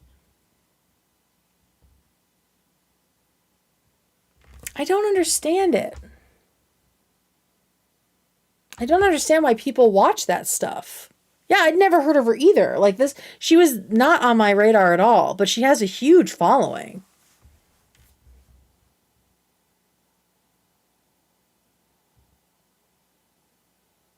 I just don't get it. I don't understand what she added to this conversation. I don't understand why she made it. I'm left wondering who her researchers are, who her journalist neighbor is. So many questions for Madison. But one question I don't have.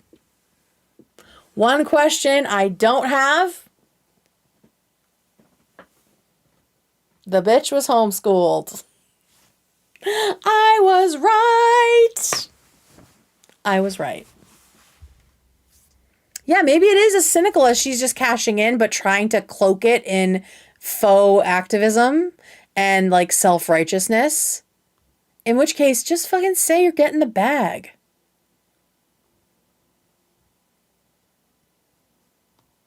You know? She did get mad I was right. Bitch, you guessed it. You was right. I gotta start keeping track of how many times I call this shit. Homeschooled. Oh, God. Oh, Sam, you have a chihuahua. Online classes, but at home? Where did you take those online classes? Sorry, I haven't been able to chat this whole time. There's been so much going on. Okay. I'm just going to check one more time to see if fucking memberships is magically up, but it probably won't be till tomorrow. Let's see. Oh my God, it's ready! Oh my God, it's ready! Are y'all ready to be the first members? Are y'all ready to be the first members? Burr, burr, burr, burr. I hope Deej isn't like, no, don't do it. Let me check. Are you fucking ready? Oh my God. Okay. I'm gonna launch. Oh my God, I'm so glad I checked. Ah! Okay, wait. Let me just show you guys, Let me show you guys what is in the memberships before we launch, just so you have the full, the full understanding. And also I made a flyer and it's really cute. I want to show you guys. Okay. Oh, we can get rid of this now. Delete. Yeah. Oh, actually, I'll just move it over here. No. Okay, that's fine. Let me make this big. Let me do this. Okay. Yeah, this is not supposed to be in here, but it's fine. We're just doing it. We're just going to do it live. Because that's what we do. Oh, God, I'm getting... Oh, I'm sorry, Deej. Deej wanted to be the first subscriber. Or the first member. He's so sweet. Fuck. What am I doing? What am I doing? All right, hang on. I got to add the web thingy here. All right, so here's the tea. Just get all this extra shit out of the way here. God, Canva, fucking thirst bucket. Okay, so this is the Gwamily. All right, so the membership perks are for everyone. I'll just zoom a little bit here. Hopefully that doesn't look like shit for you guys. Great, that's fine. So you'll get custom badges and emojis as usual. And this is YouTube membership. Member-only lives, member only chat when we do that. Probably for more like controversial topics, or we'll just have member only nights if I feel like it. VIP Discord access. So there's the regular Discord, and then there are a bunch of channels that are just for members. And that's where I'm going to hang out the most. There's a section on Ask Me Anything, so you guys can ask me questions. We can talk about books together. We can talk about what we're cooking and eating, because I love that shit. And then also you can leave your ideas for topics. So that's all just for members. But again, Discord is open for everybody. Also, the vault is already open. The vault is full right now of a bunch of crazy, silly stuff that I have done in my past YouTube lives. I ran a podcast for a while with my my very best friend, and so we made a bunch of silly content together. And then during the election cycle, I did like a little, for like a year, I did a little podcast called The Broadcast on YouTube. And a couple of times my good friend Zoe was on, and we had a blast doing fun segments. So that stuff's on there. And then Guam Gossip Time are special story times about my crazy life. Things that have happened to me in the past. You have heard a little bit about it if you've been here at all. But when I tell you, it's just the tip of the iceberg. So, and more to come. So that's where things are now. And here is how it works. It's a sliding scale, which means you pay what you can and you get everything. So it's not like you have to pay more to get the story time or the vault. If you pay $2.99, which is the lowest level or the least expensive level, you are a Grammy member and you get fucking everything. If you feel like supporting me more, you are a Gwamly God for $5.99 to show extra love, and you can be a Saudi benefactor for $9.99 a month. So again, you don't need to pay. If you just want to be part of the community when we're not streaming, you can join the Discord and get the limited channels. But $2.99 a month, and you get everything. Let's fucking do it. All right, I'm gonna do it. Ready, set, launch. I've launched it. Congratulations. You've launched memberships. You can now join your channel from your channel page, or viewers can now join. Okay. So if you refresh. Oh God, what happened?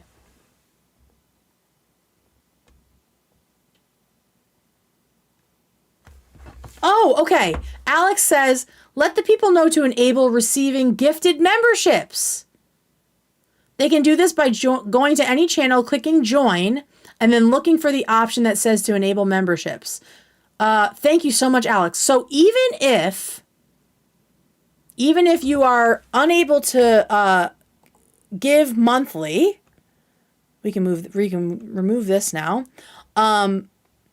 You can get gifted a membership. So make sure you go to my page and turn it on. You should be able to see it now underneath the actual video. It should say, if you're subscribed, it'll say join. So hit join. You can choose your level. Again, these are the levels. Hopefully you guys can see them all because I don't have things in the right order right now. Oh, Jesus fucking Christ. You guys get it. It's late. Okay. It's not there yet? Okay, try refreshing. Try to refresh. I'm going to go and see women in STEM. I love Canva. I think most of us got in Android Nation. I love that. Okay. I can't see it for myself, obviously, but okay, just keep refreshing, and hopefully it'll show up soon because it says that it's ready, and I will keep an eye on this. Thank you so much. Yeah, I will make a post in a little bit.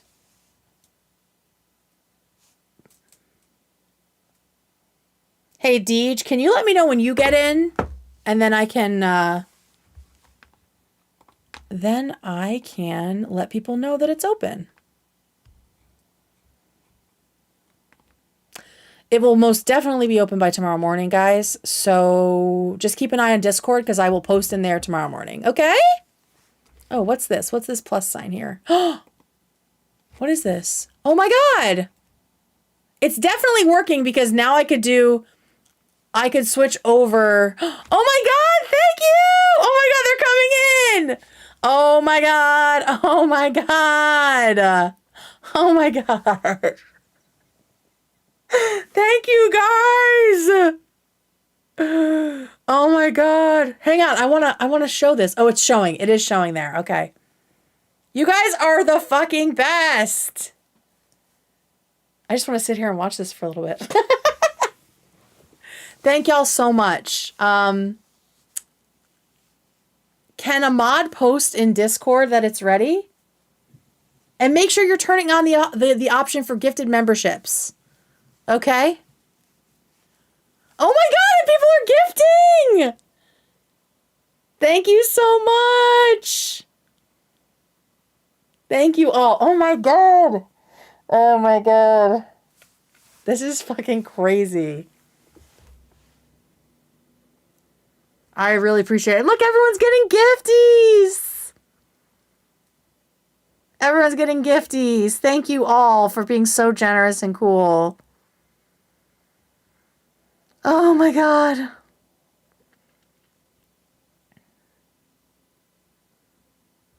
Oh my God. Thank you all so much. Holy fuck. I'm literally just sitting here watching this. I'm sure this is terrible content. Oh my God, look at this! I forgot I put in some emojis already. My fuck ass bun. If you go to my page and hit join, you should be able to figure it out from there. What did Alex say? Go to join, then look for the option that says enable memberships. And it should say allow gift memberships, and you got to turn it on because it's by default it's off. Oh, fuck me. Okay, we got to do the Discord integration. Oh my God, yay! Okay. All right, I need to integrate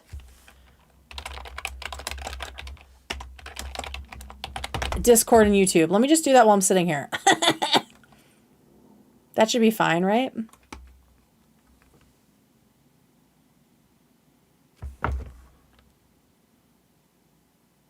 Oh, okay.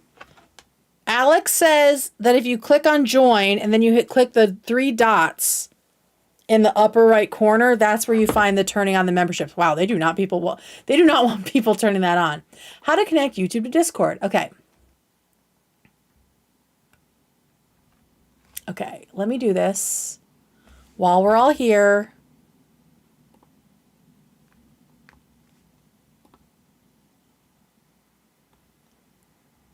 Wait for it, wait for it.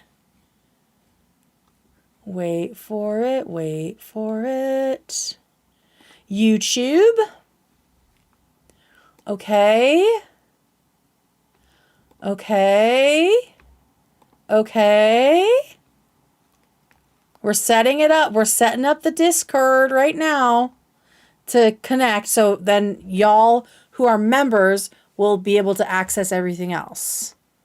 Okay, I connected it. Let's see what else I have to do.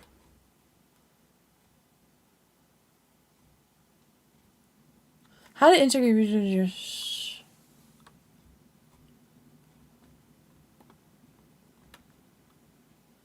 server settings, integrations. I'm assuming that's what it is. Okay.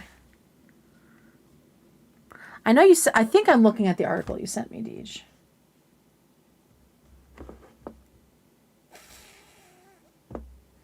Oh my God. Thank you, everybody. You know what? I think I'm going to go members only. I'm just going to switch to a members only live right now and do the rest of this Okay? So I'll see you over there. Can I do it right now?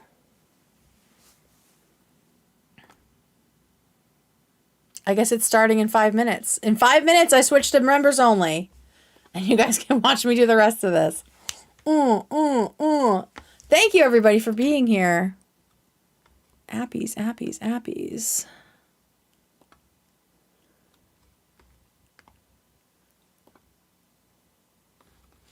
Okay, server settings, and then head to integrations. Thank you, everybody! And thank you to everybody who has joined the Discord publicly. Even if you can't do a membership, make sure you turn on the ability to get gifted memberships. Because it will happen. It will happen. Thank you, everybody. Oh my God, look at all the stars. Thank you guys so much. This is so freaking cool. I'm so excited. All right. After party. Yes, the after party is happening in 5 minutes. Everyone apologize to Deej for stealing his first. Oh my God. Someone gift me. I'm a broke bitch. Yes. All right, integrations. I need to focus, people. Navigate to your server and press on the server name. Oh, okay. Okay, get the fuck out of here. All right. And then go to server settings and then go to integrations. Okay. Okay. Enable. Oh, I did it. I think I did it. 21 members. That feels low. I feel like I saw a lot more people than that, but maybe not. Okay. I did enable.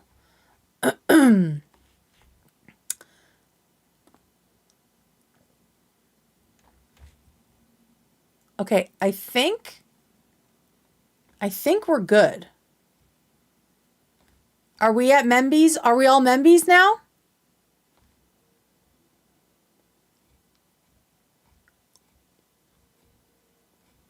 Y'all are amazing. Is this just members now? Oh, wait, let me turn my fucking things on. I can turn these on again. Oh, I've been missing them. God damn it. Thank you all so much. The roles are there. Let me add them to the channels. Yay!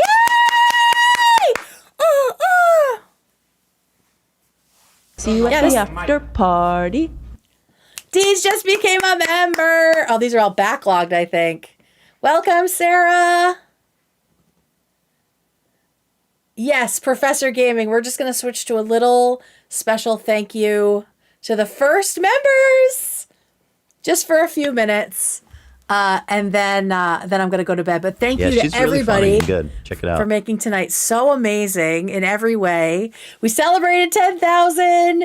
We talked about an amazing episode of H3. And now, members is open. Shout out Membies. Shout out Membies. Love y'all so much. Yeah, she's really funny and good. Check it out. You've got 1 minute. You've got 1 minute to say whatever you want. I love the seamlessness. So this is the plan in my brain is we'll do a normal stream and then we'll do a member stream after to do like story time where I'll tell you like juicy stuff about my life. That's probably going to happen like once a week, once every other week. Guante be with you and also with you. Guante. Thank you, everybody. Get in 50 seconds to get in on the very first member stream. 8 iDubbbz is crazy. 8 iDubbbz is fucking crazy. Thank you, Avery. Oh my gosh. I love the little things I made with you and also guys, with you. I made these little membership, the little emote things so long ago. And I still think they're so cute. Look at the stars. Look how they shine for you. Non-Memby infiltration. What's happening? See you at the after party. 8, 7, 6, 5, 4, 3, 2, 1. Bye. Love you guys. Love you.